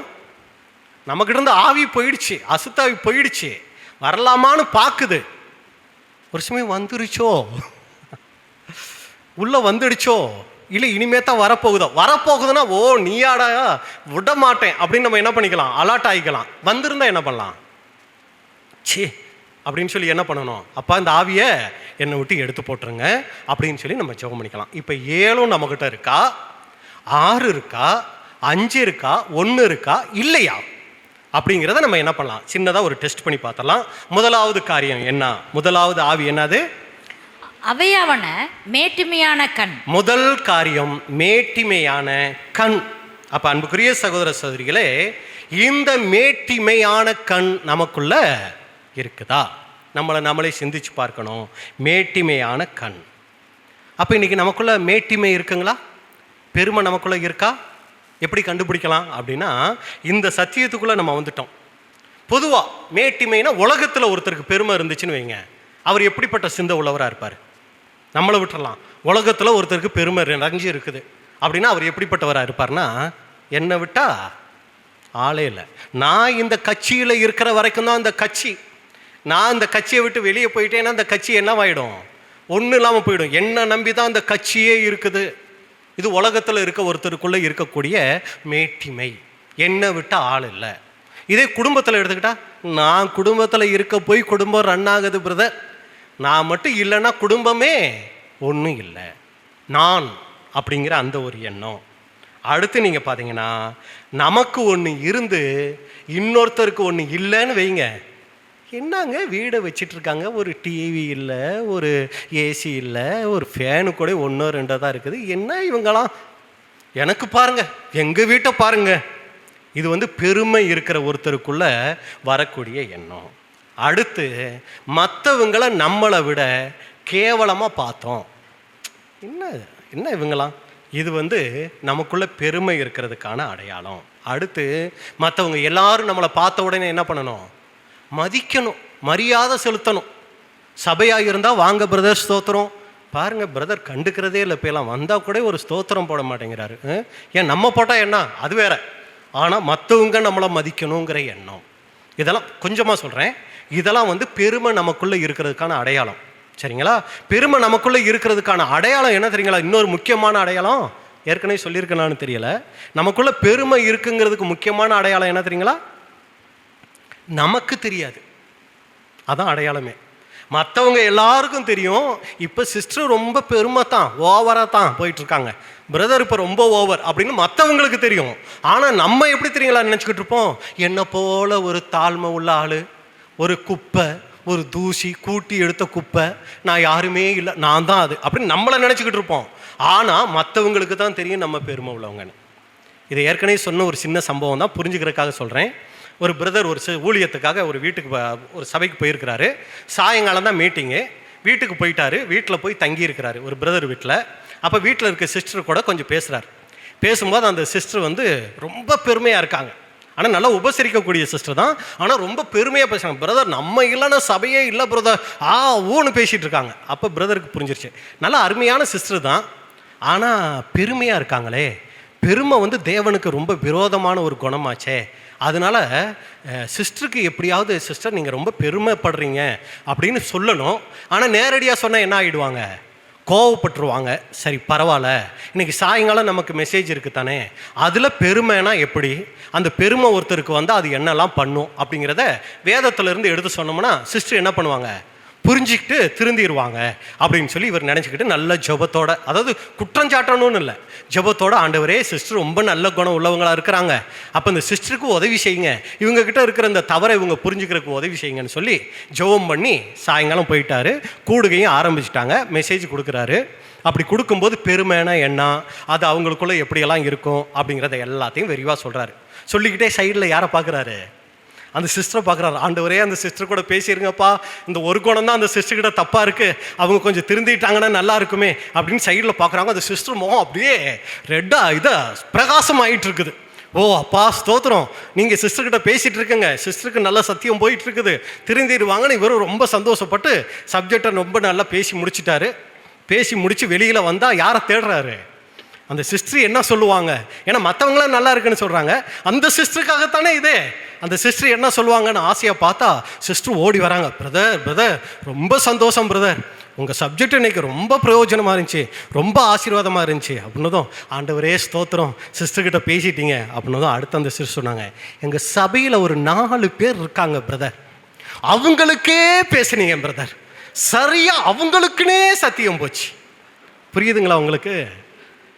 பெருமை வந்தால் அது தனக்கு இருக்கிறது என்னாக்காது, தெரியவே தெரியாது. ரொம்ப ஜாக்கிரதையாக இருக்கணுங்க. நம்ம நிறைய விஷயத்தில் தாழ்மையாக இருக்கோம்னு நினச்சிக்கிட்டு இருப்போம், ஆனால் அதுவே என்னவா இருக்கும்? பெருமையாக இருந்துரும். அப்போ சரியாக அது தெரிஞ்சுக்கணுன்னா தேவ சமூகத்தை விட்டால் வேறு வழியே இல்லை. நம்ம கூட இருக்கிற பிரதர் சொல்லிடலாம், சிஸ்டர் சொல்லிடலாம், பிரதருக்கு இருக்கிற தாழ்மை நான் யாருக்கிட்டையும் பார்க்கலன்னு சொல்லிடலாம். அதுவே நம்ம நடிக்கக்கூடிய ஒன்றா கூட இருந்துடும். எல்லாரும் தாழ்மைன்னு வேற சொல்லிட்டாங்க, இனி அப்படி நடக்கலைன்னா என்ன நினைப்பாங்களோ, உள்ளுக்குள்ளே பெருமையை வச்சுக்கிட்டு கூட நம்ம நடந்துடலாங்க. தேவ சமூகம் ஒன்று தான் அன்புக்குரிய சகோதர சகோதரிகளே, நாம் பெருமையோடு இருக்கமா இல்லையாங்கிறத சரியாக நமக்கு காமிச்சு கொடுக்கும். அப்பா நான் இவ்வளோ ஆண்டவருக்குள்ளே வந்துட்டாலும் எனக்குள்ளே எங்கேயெல்லாம் பெருமை இருக்குன்னு காமிச்சு கொடுங்கப்பான்னு ஜெபிச்சோம்னா தான் அதை நம்ம கண்டுபிடிக்க முடியும். சரி, உலகத்தில் பார்த்துட்டோம் பெருமை எப்படியெல்லாம் இருக்கும்னு. நான் தான், என்னை விட்டு ஆள் இல்லை, அவங்களுக்கெல்லாம் இது இல்லை, எனக்கு இது இருக்குது, இதெல்லாம் பெருமையின் அடையாளம். இப்போ சத்தியத்துக்குள்ளே வந்துட்டோமே, ஆவிக்குரிய வேடம் போட்டுக்கிட்டு இந்த பெருமை இருக்குமானா இன்னைக்கு சபையில் நமக்கு அந்த மாதிரி எண்ணம் வந்துடுதா? என்ன இவங்க சிஸ்டர் ரொம்ப தான், என்னை விடவா, இன்னும் அந்த பிரதர் இப்போ ரொம்ப தான், இந்த மாதிரி எண்ணம் நமக்குள்ளே வந்துச்சுன்னா நமக்குள்ளே என்ன இருக்குங்க? மேட்டிமை இருக்குது. அடுத்து என்ன இந்த ஊரில் இருக்காங்க ஜனங்கள் இவ்வளோ நல்ல சத்தியத்தையெல்லாம் விட்டுட்டு கேவலம் இந்த ஜனங்களுக்கு ஒன்றுமே தெரியலை, அந்த எல்லாம் எதுக்கு ஊழியக்காரன் இருக்கா, என்னத்த பேசுகிறான், ஒன்றுமே இல்லை அப்படின்னு நமக்கு சத்தியம் கிடைச்சிருச்சுங்கிறதுக்காக வேற யாரையும் என்ன நினச்சிடக்கூடாது, கேவலமாக நினச்சா. சத்தியம் கிடைக்கலங்கிறதுக்காக கவலைப்படலாம், அப்போ அவங்களும் இந்த சத்தியம் தெரிஞ்சுக்கட்டும்னு நம்ம ஆசைப்படலாம்.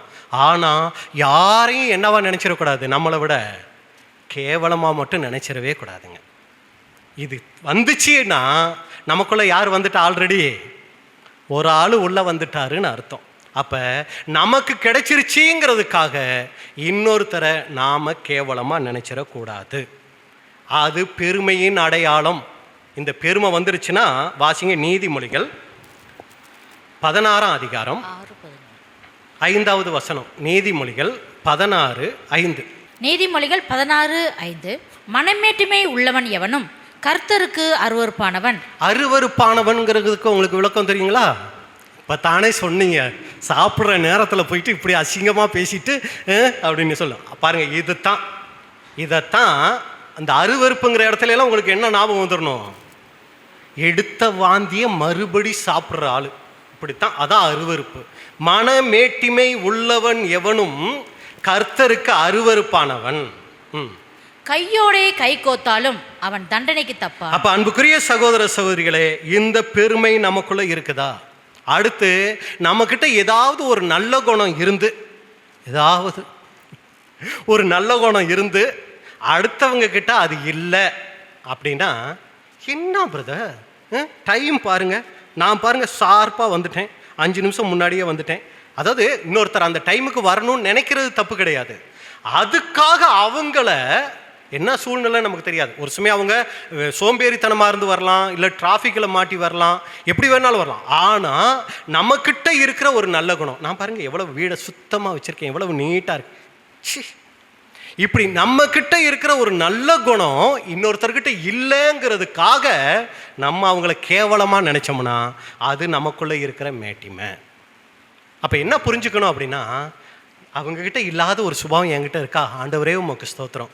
எல்லாரும் வர்றதுக்கு முன்னாடி நான் நேரத்தில் வந்துடுறேன்னா, ஆண்டவரே உமக்கு ஸ்தோத்திரம், ஏன்னா எனக்கு அதை நீங்கள் கற்றுக் கொடுத்துருக்குறீங்க. எனக்கு நீங்கள் அதை கற்றுக் கொடுக்கலன்னா நான் கூட எப்படி தான் இருப்பேன், அவங்கள போலத்தான் இருப்பேன். அப்போ இந்த ஒரு சுபாவத்தை எனக்கு நீங்கள் கற்றுக் கொடுத்ததுனால தாப்பா நான் இப்படி இருக்கேன்.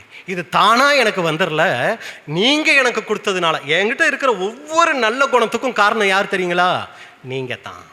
ஏன்னா இயேசு கிறிஸ்துக்கிட்ட ஒருத்தர் சொல்லுவார், நல்ல போதகரே அப்படின்னு சொன்ன உடனே, ஆமாம் ஆமாம் நான் தான் நல்லவன், பாரு எல்லாம் அந்த பேதுருவை பாரு, யூதாஸ், ஐயோ அந்த இவனை பாரு, தோமாவை பாரு, இப்படியெல்லாம் சொல்லலைங்க. என்னன்னு சொன்னார், என்னையா நல்லவேன்னு சொல்கிறேன், எங்கள் அப்பா தவிர.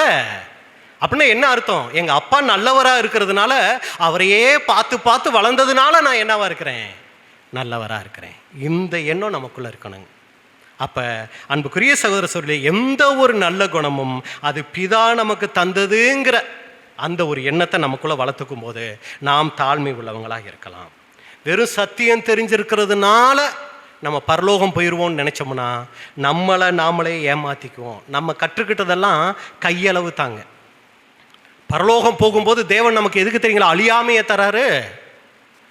அங்கே போய் கற்றுக்கிறதுக்கு நமக்கு என்ன பத்தாது, காலமே பத்தாது. அந்த அழியாமைக்குள்ளே இருந்தால் தான் பிதாவாகிய தேவனை குறித்து, ஆண்டவராகிய இயேசு கிறிஸ்துவை குறிச்செல்லாம் முழுசாக கற்றுக்க முடியும். அப்போ ஏதோ கற்றுக்கிட்டோங்கிற பெருமைக்குள்ளே நம்ம போயிடாமல், கற்றுக்கிட்டது கொஞ்சம், அதுக்கு ஆண்டவருக்கு உண்மையாக இருக்கணுங்கிற தாழ்மை உணர்வோடு நாம் இருக்கணும். அப்போ மேட்டிமையான கண் நமக்குள்ளே இருக்கா, இந்த ஆவி நமக்குள்ளே இருக்கான்னு டெஸ்ட் பண்ணிக்கணும். அடுத்து போய் நாவு. இன்னைக்கு உலகத்தில் இருக்கிறவங்களாம் யாருக்கிட்ட போய் பேசுவாங்க, அவங்கள போல உலகத்தில் இருக்கவங்க கிட்ட போய் பேசுவாங்க. ஆனால் நம்ம நிறைய நேரங்களில் யாருக்கிட்ட போய் பேசுகிறோம், ஆண்டவர்கிட்டயே போய் பேசுவோம். ஆண்டவரே உங்களுக்கு பிரியமாக நடக்கிறேன், ஆண்டவரே உங்களுக்குன்னே வாழ்கிறேன் ஆண்டவரேன்னு ஆண்டவர்கிட்ட சொல்லிட்டு யாருக்கிட்டே போய் பேசுகிறவங்களா ஆகிடுவோம், ஆண்டவருக்கே போய் பேசுகிறவங்களா நம்ம மாறிடுவோம்.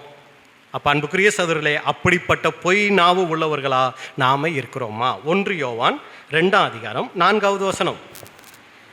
அவரை அறிந்திருக்கிறேன் என்று சொல்லியும் அவருடைய கற்பனைகளை கை கொள்ளாதவன் பொய்யனாய் இருக்கிறான், அவனுக்குள் சத்தியம் இல்லை.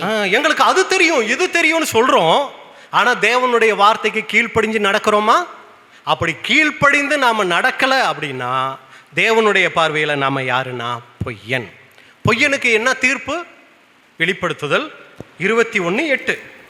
பயப்படுகிறவர்களும் அவிசுவாசிகளும் அருவருப்பானவர்களும் கொலைபாதகரும் விபச்சாரக்காரரும் சூனியக்காரரும் விக்கிரக ஆராதனைக்காரரும் பொய்யர் அனைவரும் இரண்டாம் மரணமாகிய அக்னியும் கந்தகமும் எரிகிற கடலிலே பங்கடைவார்கள் என்றார். இந்த பாடத்துக்கு நம்ம அண்டர்லைன் பண்ண வேண்டிய வார்த்தை பொய்யர்.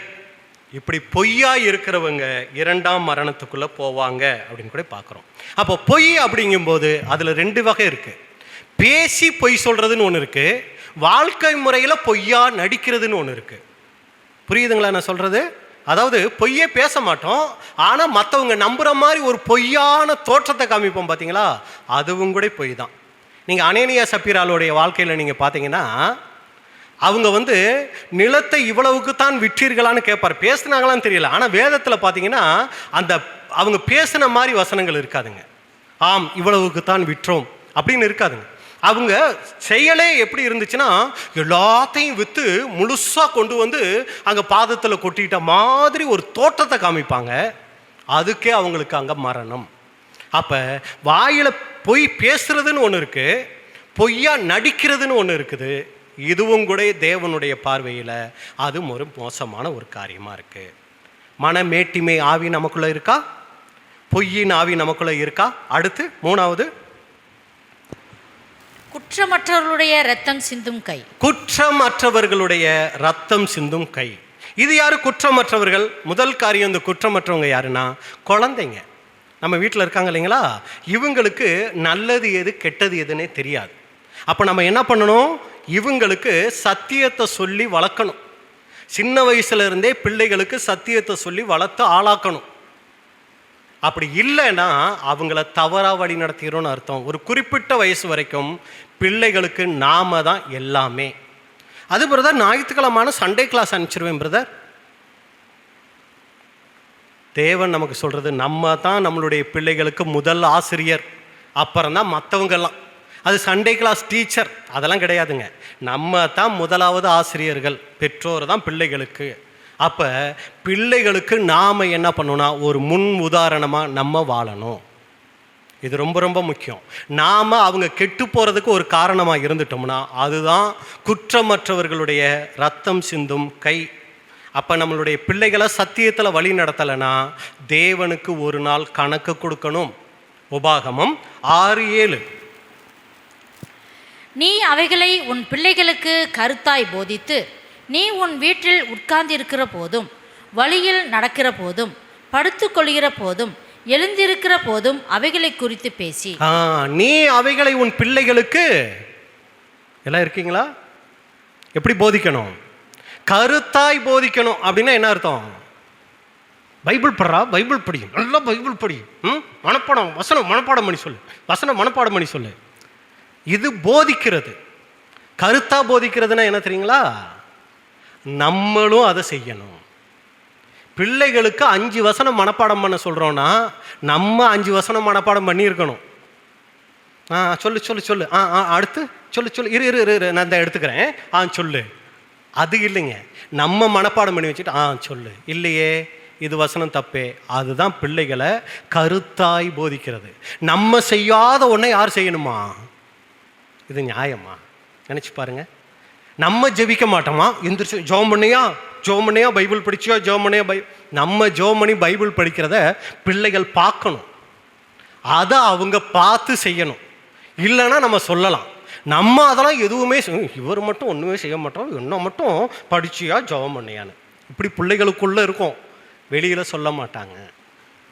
இப்போ நம்ம பிள்ளைகளை எப்படி வழி நடத்துகிறோம்? தவறாக வழி நடத்திடுவோம். அன்புக்குரிய சகோதர சகோதரிகளே, கருத்தாய் போதிக்கிறது எப்படி இருக்கணும்? கருத்தாய் போதிக்கக்கூடியவர்களாக நாம் இருக்கணும். அடுத்து 2வது, குற்றமற்றவர்களுடைய ரத்தம் சேர்ந்தும் கையினா, தவறே செஞ்சுருக்க மாட்டாங்க ஒரு சிஸ்டர், தவறே செஞ்சுருக்க மாட்டாங்க ஒரு பிரதர், இல்லைன்னா வீட்டில் கணவன் தவறே செஞ்சுருக்க மாட்டார். ஆனால் அப்பா அம்மா கிட்ட போயிட்டு கணவனை பற்றி என்ன சொல்கிறது? இப்படியெல்லாம் பேசுகிறாருப்பா, இப்படியெல்லாம் பண்ணுறாருப்பா. அதே மாதிரி மனைவியை குறித்து கணவன் சொல்கிற தவறான வார்த்தைகள், அவங்க தப்பே செய்யாதப்ப அவங்கள பற்றி தப்பாக பேசுகிறோமா? சபையில் இருக்கிற சகோதர சகோதரிகள் தப்பே செய்யாது இருக்கும்போது அவங்களை குறித்து தவறு பேசுகிறோமா? வேலை செய்கிற இடத்துல தப்பே செய்யாதவங்கள நம்ம நல்ல பேர் வாங்கணுங்கிறதுக்காக கொஞ்சம் ஒன்றுக்கு ரெண்டாக போய் சொல்லுவாங்க பாருங்கள். இதெல்லாம் நம்ம செஞ்சுக்கிட்டு இருந்தோம்னா குற்றமற்றவர்களுடைய ரத்தம் சிந்தும் கை, அந்த ஆவி நமக்குள்ளே இருக்குன்னு அர்த்தம். எத்தனை ஆவி பார்த்துட்டோம்? எத்தனை ஆவி உள்ளுக்குள்ளே இருக்குது? சரி, அதை நம்மளே மனசுக்குள்ளே வச்சுக்கோம். இப்போ 4வது ஆவிக்குள்ளே போயிடுவோம். துர் ஆலோசனையை பிறப்பிக்கும் இருதயம். இது என்னது? துர் ஆலோசனையை பிறப்பிக்கும் இருதயம். நம்ம இருதயம் ஆலோசனை கொடுக்கும். நம்ம இருதயம் இருக்கு இல்லைங்களா, நல்லா கவனி, அப்படி கவனி, இப்படி கவனி அப்படின்னு சொல்லி ஆலோசனை கொடுக்கும் நம்ம இருதயம். ஆனால் இந்த அசுத்தாவி வந்துருச்சுன்னா இந்த இருதயம் ஆலோசனை கொடுக்கும். எப்படிப்பட்ட ஆலோசனை கொடுக்கும்? துர் ஆலோசனை கொடுக்கும். அது எப்படி பிரதர் துர் ஆலோசனை கொடுக்கும் அப்படின்னா, அங்கே 2 பேர் நின்று பேசிகிட்டு இருக்காங்க. ஒரு பிரதர் சிஸ்டர் 2 பேர், இல்லைன்னா பிரதர் 2 பேர் பேசிகிட்டு இருக்கிறாங்க. டக்குன்னு அப்படியே திரும்பி நம்மளை பார்க்குறாங்க. அப்புறம் அப்படியே பேசிக்கிட்டு இருக்காங்க. அப்புறம் திடீர்னு அப்படியே நம்மளை பார்க்குறாங்க, அப்படியே பேசிகிட்டு இருக்காங்க. உடனே நம்ம இருதயம் என்ன சொல்லுவோம்? உன்னை பற்றி தான் ஏதோ பேசுகிறாங்க. ஆனால் எப்படி பேசுகிறாங்க? நல்லதாக பேசலை, என்னமோ தப்பாக பேசிகிட்டு இருக்காங்க. அதனால தான் நல்லதாக பேசுகிறேன்னா உன்னை கூப்பிட்டு வச்சு பேசலாம் தானே. வாங்க பிரதர், உங்களை பற்றி தான் பேசிக்கிட்டு இருக்கோன்னு சொல்லலாம் தானே. பாரு, அங்கேயே நின்று முறைச்சி பேசுகிறாங்க பார்த்தியா. நம்ம வாழ்க்கையில் அந்த ஒரு இது நடந்துச்சுல, அதை தான் பேசிக்கிட்டு இருக்கிறாங்க. அவங்க வேற ஏதோ பேசிகிட்டு இருப்பாங்க, எதேச்சியாக திரும்பி பார்த்துருப்பாங்க. ஆனால் அந்த இருதயம் ஒன்றையே தான் அப்படின்னு சொன்னால், ஒரு சமயம் நம்மளே பேசிட்டு போகட்டும், என்ன அதை பற்றி. ஆனால் இந்த இருதயம் அப்படி ஒரு ஆலோசனை கொடுத்துச்சுன்னா இது துர் ஆலோசனையை பிறப்பிக்கிற இருதயம். அடுத்து நம்ம ஒரு தவறோடு வந்து உட்கார்ந்துருப்போம். நான் ஏற்கனவே சொன்னதான், தேவன் நமக்கு உதவி செய்யணும்னு நினைப்பார். என்ன பண்ணுவார்? நம்ம ஒரு தவறு வாழ்க்கையில் செஞ்சுருப்போம், வீட்லேயோ வேலை செய்கிற இடத்துலையோ இல்லை சபையிலையோ ஏதோ ஒன்று தவறு நடந்திருக்கும், வந்து உட்காந்துருப்போம். இப்போ அந்த தவறு நம்மளை விட்டு போகணும்னா ஆண்டவர் என்ன பண்ணுவாருங்க? அந்த தவறை சுட்டி காமிப்பார். யார் மூலமாக காமிப்பார்? பேசுகிறவங்க மூலமாக காமிப்பார். அப்போ நம்ம என்ன பண்ணணும்? உடனே ஆண்டவரே நன்றி ஆண்டவரே, நான் இனி இந்த தவறை திருத்திக்கிறேன் ஆண்டவரேனா. இது நல்ல ஆலோசனை உள்ள இருதயம். இந்த துர் ஆலோசனை உள்ள இருதயம் என்ன தெரியுங்களா பண்ணும்? பாத்தியா, என்னையே பேசுகிறாரு, என்னையே மனசில் வச்சு, இதுக்குத்தான் நான் இங்கே வர்றதே இல்லை. எதுக்கு இவர் பேசினாலும் எனக்கு அதனால தான் பிரதர் பிடிக்கிறதே இல்லை. ஐயோ சாமி, எனக்கு இவர் ஆகிறதே இல்லை. ஆண்டவரே இன்னைக்கு மட்டும் அவர் சப்ஜெக்டே கொடுத்துடக்கூடாது. என்னன்னா அது ஆண்டவர் நமக்கு செய்கிற உதவி. ஆனால் அதை நாம் எப்படி இந்த இருதயம் எடுத்துக்கணும்? நம்மளையே மனசில் வச்சு பேசுகிறாரு. நமக்கு சரி பேசிட்டு போகட்டும், தப்பு இருந்தால் திருத்திட்டு போக வேண்டியது. இங்கே ஒரு கரை இருக்குது சரட்டில் பெருசாக, பிரதர் சரட்டில் கரை இருக்குன்னு சொன்னால் அது நம்மளை குற்றவாளியாக தீர்க்கிறதுக்கா இல்லை நம்ம அந்த கரையை சரி பண்ணிக்கிறதுக்கா? இல்லைங்களா? அப்போ சரி பண்ண வேண்டிய விஷயம் இருந்துச்சுன்னா சரி பண்ணிட்டு போக வேண்டியதான். இல்லாமல் ஒன்று சொல்கிறாங்களா, ஆண்டவரே என்கிட்ட இது இல்லையே, உங்களுக்கு நன்றி ஆண்டவரேன்ட்டு போக வேண்டியது தானே, இல்லைங்களா? அப்போ பாருங்கள், இந்த துர் ஆலோசனை என்ன பண்ணுன்னா எதுக்கு எடுத்தாலும் சந்தேகப்படும். 2 பேர் அங்கே பேசிக்கிட்டு இருந்தாலும் சந்தேகப்படும். குடும்பத்தில் எடுத்துக்கிட்டால் வீட்டுக்காரர் சீக்கிரமாக வந்தாலும் என்ன சீக்கிரமாக வந்துட்டீங்க, லேட்டாக என்ன லேட்டாக வந்துட்டீங்க, புரியுதுங்களா? பிள்ளைகளை என்ன இன்னைக்கு இவ்வளவு லேட்டு, எதுக்கு எடுத்தாலும் சந்தேகம். இது துர் ஆலோசனையை பிறப்பிக்கிற இருதயம். இது நிறைய சொல்லலாம், நம்ம நேரம் கடந்து போகிறதுனா அடுத்து சொல்லிடலாம். 5வதுக்கு போயிடலாம். 5வது என்ன ஆவி? தீங்கு செய்வதற்கு விரைந்தோடும் கால். தீங்கு செய்வதற்கு விரைந்தோடும் கால். தேவன் நம்முடைய கால்கள் எப்படிப்பட்ட கால்களாக இருக்கணும்னு சொல்கிறாருன்னா அழகான கால்களாக இருக்கணும். ஏசாயா 52:7. சமாதானத்தை கூறி நற்காரியங்களை சுவிசேஷமாய் அறிவித்து இரட்சிப்பை பிரசித்தப்படுத்தி உன் தேவன் ராஜரீகம் பண்ணுகிறார் என்று சியோனுக்கு சொல்லுகிற சுவிசேஷகனுடைய பாதங்கள் மலைகளின் மேல் எவ்வளவு அழகாய் இருக்கின்றன. அப்ப என் தேவன் ராஜரீகம் பண்ணுகிறார் அப்படின்னு சொல்லக்கூடிய காரியங்களுக்கு ஓடக்கூடியதான் நம்முடைய கால்கள் இருக்கணும். அப்படி ஓடணும்னா இந்த கால் எப்படி தெரியும் ஆண்டவருக்கு? அழகா தெரியும். ஐயோ சபைக்கு டைம் ஆயிடுச்சே அப்படின்னு ஓடுறது இந்த கால் எப்படி தெரியும் ஆண்டவருக்கு? பார்க்கறதுக்கு அழகான கால்களாக தெரியும். அதே நேரத்தில் கூடுகை இருக்கும்போது சொந்தக்காரங்க மேரேஜ் பிரதர், சீரு பிரதர், சாவு பிரதர் அப்படின்னு சொல்லி கால்கள் அங்கே ஓட ஆரம்பிச்சிச்சின்னு வைங்க, இந்த கால்கள் ஆண்டவருக்கு எப்படி தெரியுங்க? என்ன ஓட்டம் ஓடுது பாரு இந்த கால். எதுக்கு? தீங்கு செய்கிறதுக்கு, நற்காரியங்களை சுவிசேஷமாக அறிவிக்கிறத விட்டுட்டு அதை போகக்கூடாதுன்னு சொல்லலை.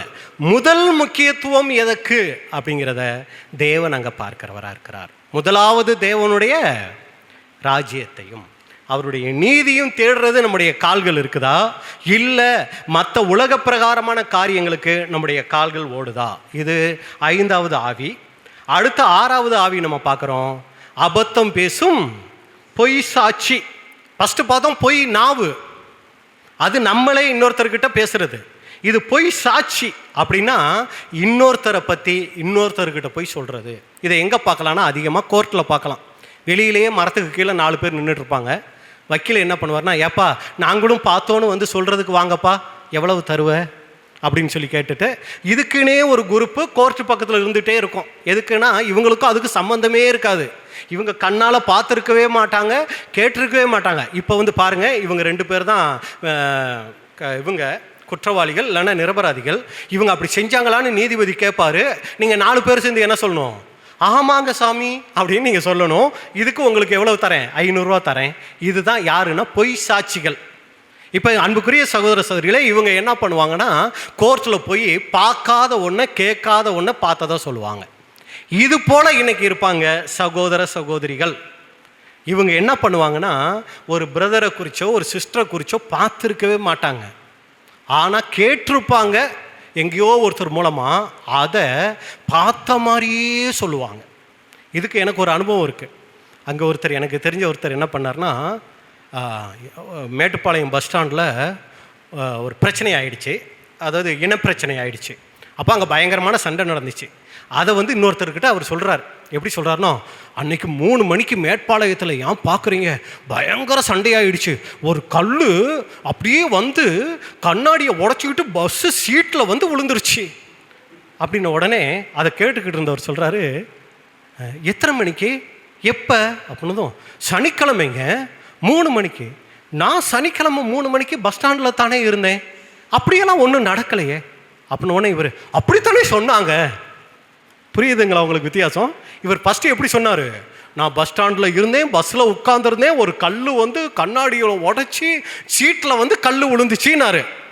எப்படி இவர் அப்போ எங்கே உட்காந்துருக்கிறாரு? இவரும் பஸ்ஸில் ஏதோ ஒரு சீட்டில் உட்காந்துருக்கிற மாதிரி அதை சொன்னார்.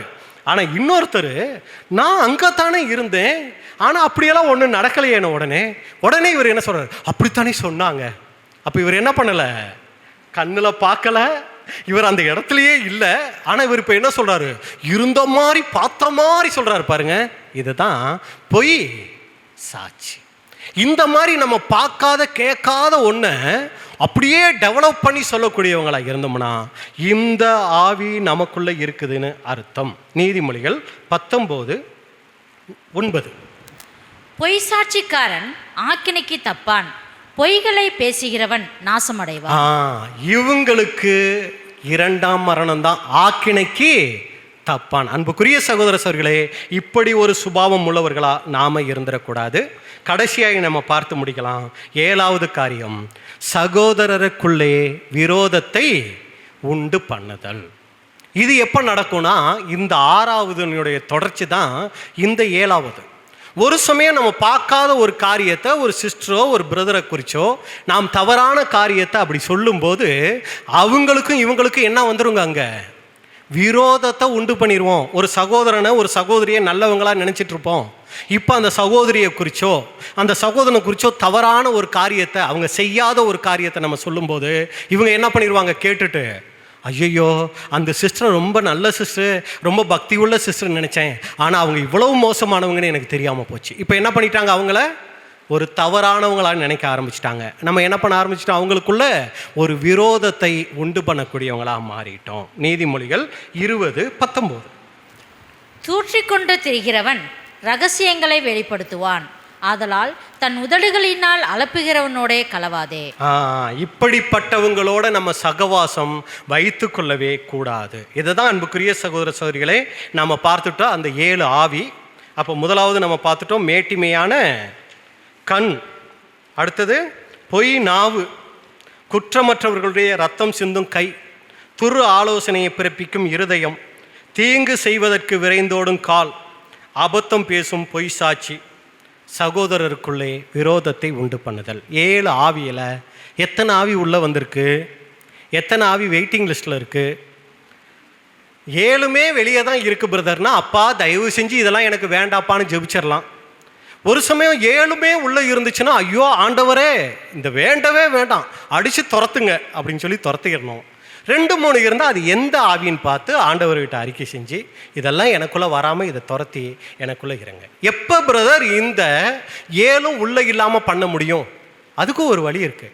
இந்த 7 உள்ளே வரக்கூடாதுன்னா சந்தே இல்லாமல் 8 ஃபில் பண்ணிடணுங்க. புரியுதுங்களா? இந்த 7 நம்ம இருதயத்துக்குள்ளே வரக்கூடாதுன்னா வேற ஒரு 8 இருக்குது. இந்த 8 உள்ளே ஃபில் பண்ணிட்டோன்னு வைங்களே, இந்த 7 உள்ளவே வராது. ஏற்கனவே ஒரு 7 இஸ்ரேல் ஜனங்களை சொல்லி, மறுபடி ஒரு 7 எங்களுக்கு சொல்லி, மறுபடி இன்னொரு 8 பற்றி பேச போகிறீங்களான்னா பேச போகிறதில்ல. அந்த 8 என்னங்கிறத மட்டும் தெரிஞ்சுக்குவோம். வருங்காலங்களில் அந்த 8 குறித்து விரிவாக நம்ம பார்க்க வாய்ப்பு இருந்தால் பார்க்கலாம். இப்போ அந்த 8 உள்ளுக்குள்ளே இருக்கிறதுக்கு தேவன் நமக்கு உதவி செய்கிறதுக்கு ஜெபம் பண்ணிக்கலாம். என்ன அந்த 8 வாசிக்கலாம். பிலிப்பியர் 4ஆம் அதிகாரம் 8வது வசனம். கடைசியாக சகோதரரே, இதான் கடைசியாகவும் நம்ம பார்க்க போகிறோம். கடைசியாக சகோதர சகோதரிகளே, உண்மை உள்ளவைகள் எவைகளோ, ஒன்று நமக்குள்ள உண்மையின் ஆவி இருக்கணும். ஒழுக்கம் உள்ளவைகள் எவைகளோ, 2வது ஒழுக்கத்தின் ஆவி நமக்குள்ள இருக்கணும். நீதி உள்ளவைகள் எவைகளோ, நீதியின் ஆவி நமக்குள்ள இருக்கணும். கற்புள்ளவைகள் எவைகளோ, கற்புள்ள ஆவி நமக்குள்ள இருக்கணும். அன்புள்ளவைகள் எவைகளோ, அன்புள்ள ஆவி நமக்குள்ள இருக்கணும். நற்கீர்த்தி உள்ளவைகள் எவைகளோ, நற்கீர்த்தி உள்ள ஆவி நமக்குள்ள இருக்கணும். புண்ணியம் எதுவோ, புண்ணியம் இருக்கணும். புகழ் எதுவோ, புகழ் புகழ் இருக்கணும். அப்போ மொத்தம் எத்தனை வந்துருச்சுங்க? இந்த 8 ஆவிங்கும் போது சிந்தையை குறிக்குது. இந்த 8 ஆவியை உள்ளுக்குள்ள வச்சோம்னா அதை தான் சொல்றாரு. இந்த 8 ஆவியையும் என்ன பண்ணுங்க, அவைகளையே இந்த சிந்தையே உங்களுக்குள்ள வச்சிங்கன்னா இந்த 7 என்னவாகாது, உள்ளுக்குள்ள வராது. அப்போ இதான் அன்புக்குரிய சகோதர சகோதரிகளே நாம் இன்னைக்கு பார்த்துட்ட காரியம். ஒரு சமயம் இந்த 7 ஆவிக்கு இடம் கொடுத்துட்டோம், அதன்படியே நடக்க ஆரம்பிச்சிட்டோம்னா நாம் ஏற்கனவே தேவனை தெரியாதப்ப இருந்தமே முன்னிலைமை அப்படியே இருந்திருந்தா கூட பரவாயில்ல.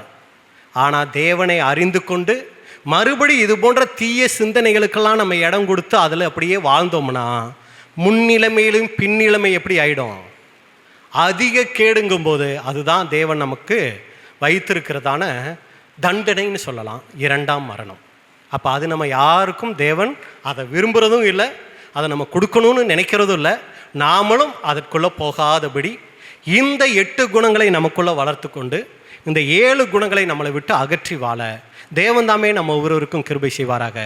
பொறுமையோடு கேட்டவங்களை தேவன் ஆசீர்வதிப்பாராக. இப்படிப்பட்டதான வாய்ப்பை கொடுத்த பிதாவாகிய தேவனுக்கும் ஆண்டவராகிய இயேசு கிறிஸ்துவுக்கும் அருமையான சபையாருக்கும் எங்களுடைய நன்றியும் வணக்கத்தையும் தெரிவித்துக் கொள்கிறேன். தேவனுடைய நாமம் மகிமைப்படுவதாக. ஆம்.